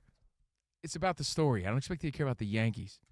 It's, hey, we're sending you down, and we're bringing up this new dude. If you're bringing up this new dude, he's got the job. Because the old dude got demoted. That's really it. So George Lombard Jr. makes his debut last night. Told you, hey, check it out, man. Been hearing about this kid for years. And he was really putting the pressure on Volpe. Volpe was hearing the footsteps. Not only was he feeling the pressure of New York and the expectations and living in the Jeter shadows of the world, he was hearing the footsteps of this kid, George Lombard Jr. In his first... Going to talk to him for another 25 minutes. Yeah. You know, I had a bunch of questions, never even got to. We first met Drew at one of those Super Bowl Media Road deals, and we talked to him for like 15 minutes, maybe 2 years ago, and I remember thinking, wow, way funnier and cooler, because he, as a player, Drew was more like, he felt like quiet, and he's a real fun dude. I like Drew Brees. My What's your observation or my memory is we had him in the studio years ago, and I that's think right. a lot of times you as a fan, you size yourself up with guys like that. And, you're standing real tall. And be like, I could take Drew Brees. I could have played in the – like, you start – no, I can't. You're like, no, he couldn't. But that's what you do when you meet some of these guys, and it puts you back into reality real Hall quick. of Famer. Covino and Rich. Yeah, thanks again to Drew. Brees. Everyone's searching for ways to save on insurance, Rich. Switch to Liberty Mutual, and they'll customize your auto and home insurance so you only pay for what you need. Liberty, Liberty, Liberty, Liberty. Get a quote at libertymutual.com or with your local independent agent. Oh, nice. And by the way, the hottest rookies, biggest superstars, and all-time greats, the only place to collect them all, Covino, guess where? Where? Panini Trading Cards. I was going to say that. The official trading card of the Dan Patrick Show for instant classics, autograph cards, memorabilia cards, rare inserts, and more. Start or continue your collection now at PaniniAmerica.net. Quick reminder, tomorrow we're back. Lucky you, back for day 3 of the Dan Patrick Hat Trick. So if you missed any of our shows, we had Marvin on yesterday, Frank Caliendo today, and Drew Brees. Tomorrow, Ice Cube, and maybe some other surprises. So join us tomorrow. No, you know who we're going to talk to, whether or not it's tomorrow, our bonus podcast, Overpromised. I was talking to our pal Danielle Fishel, Topanga. Her and Patrick Renna are in that new Dugout. I'm sorry, The Great Hambino? The Great Hambino. They're in a new show, Dugout Dads. Yeah. And it's a TV show, a sitcom based on the whole world of parents and coaching and kids, and it looks really good. That's why we're telling you to join us. Whether not on Fox Sports Radio, our bonus show, Overpromised, is right here on the same page, at Covino and Rich FSR on YouTube. We're streaming live every day, Covino and Rich FSR on YouTube. Now, LeBron James. Yeah, another video clip that's making the rounds again, probably for the 4th or 5th time. LeBron James. It's so funny because LeBron James, even yesterday when Marvin, one of our favorites, Danette, this is his show, Dan Patrick. Marvin yesterday was defending LeBron's bubble championship because we were talking about whether or not Lakers fans should boo or cheer LeBron upon his return. Yeah. That got so many mixed reviews. The clip we posted on Instagram and X. It's funny. I was thinking about It's wild that. how some people, have this weird fascination with how the bubble doesn't count and LeBron, but like I don't get it. People love any opportunity to tear this guy down. Tear him down. That's just how it is. But, two things can be true, meaning I personally don't take anything away from his accomplishments, especially the bubble championship. I just don't, because life in general was harder than ever. You think it was any easier for those dudes? They were all on the same playing court, right? They're on the same playing field gotta say the good one. in the bubble. So it's not like the Lakers had some crazy advantage. I legitimize that completely. But when I think about it, I think it's also fair as a fan to boo him until he retires. Like if he's coming back, boo him out of fun. Name a player. That's just because it's part of being a fan. I don't think there's any. And the story was, but Magic Johnson. it's because he's so polarizing. All right, you're a Yankee. Kavito's a big Yankees fan, right? Right. Was there anyone part of your Yankees dynasty in the 90s or even 09 that then left the team? Cano. Like when Robbie Cano came back. Robbie Cano. You're booing Robbie Cano the first time he came back? I think it's fair to boo them. It's how they left and why they left. I think it's fair because that's what fans do, How right? they left and why they left is but always your when they answer. come back, when they retire or whatever, that's when you give them their accolades and their applause and everything they deserve. I think when the former team is honoring them, then you stand up and give them the standing O. He's and still an opposing player at this cool point. video though. clip and all that. But then in the heat of competition, fans are gonna boo the opposing team. Right. Regardless. I agree in the heat of competition, but I think that LeBron is so polarizing that he breaks the rules of every other athlete. Meaning, if an athlete comes back to a team, 99% of the time, the fans are like, thanks for the time and what you gave us. But LeBron, because he's LeBron, you're right, there will be a lot of boos and that's people why heckling. Magic Johnson asked the fans not to boo on his return. That was the story. And that'll be Christmas Day. You're going to boo him on Christmas Day. I will say this, though. You can. It's fun. Not everything's malicious, No, right? it's much like... You can't boo in fun and tell you bring your kid, like, boom, he left the Lakers, boom. And that's the answer, That's too, because fun. the same way you handle relationships, right? If it depends on how you left. If a girl dumped you because she was, sleeping with some other guy or, just, left you in a rough moment, you're not going to root for her happiness moving forward. But if your relationship ran its course, you'll be like, I hope she does well, right? If LeBron James was traded or they told him to get out of here, there's no reason to boo him. But the fact that he had the opportunity to stay and said, I'm going to Philadelphia. Would you boo him on his backswing on the golf course? Because NBC posted that near hole-in-one he had. From like a decade ago? But it's 2016 that it happened, Yeah. but they posted it yesterday. Just heads up. Don't be fooled by it. Don't be tricked. All right, well, we'll see you guys mañana with Ice Cube and maybe some more surprises. Thank you, Dan Patrick and the Danettes. Covino and Rich, we'll see you later. Until then. Thank you, Caliendo. Thank you, Drew Brees. Yeah, thank you, Drew. Thank you, Frank. Arrivederci, baby. See you in the promised land. Goodbye. See you mañana. Later.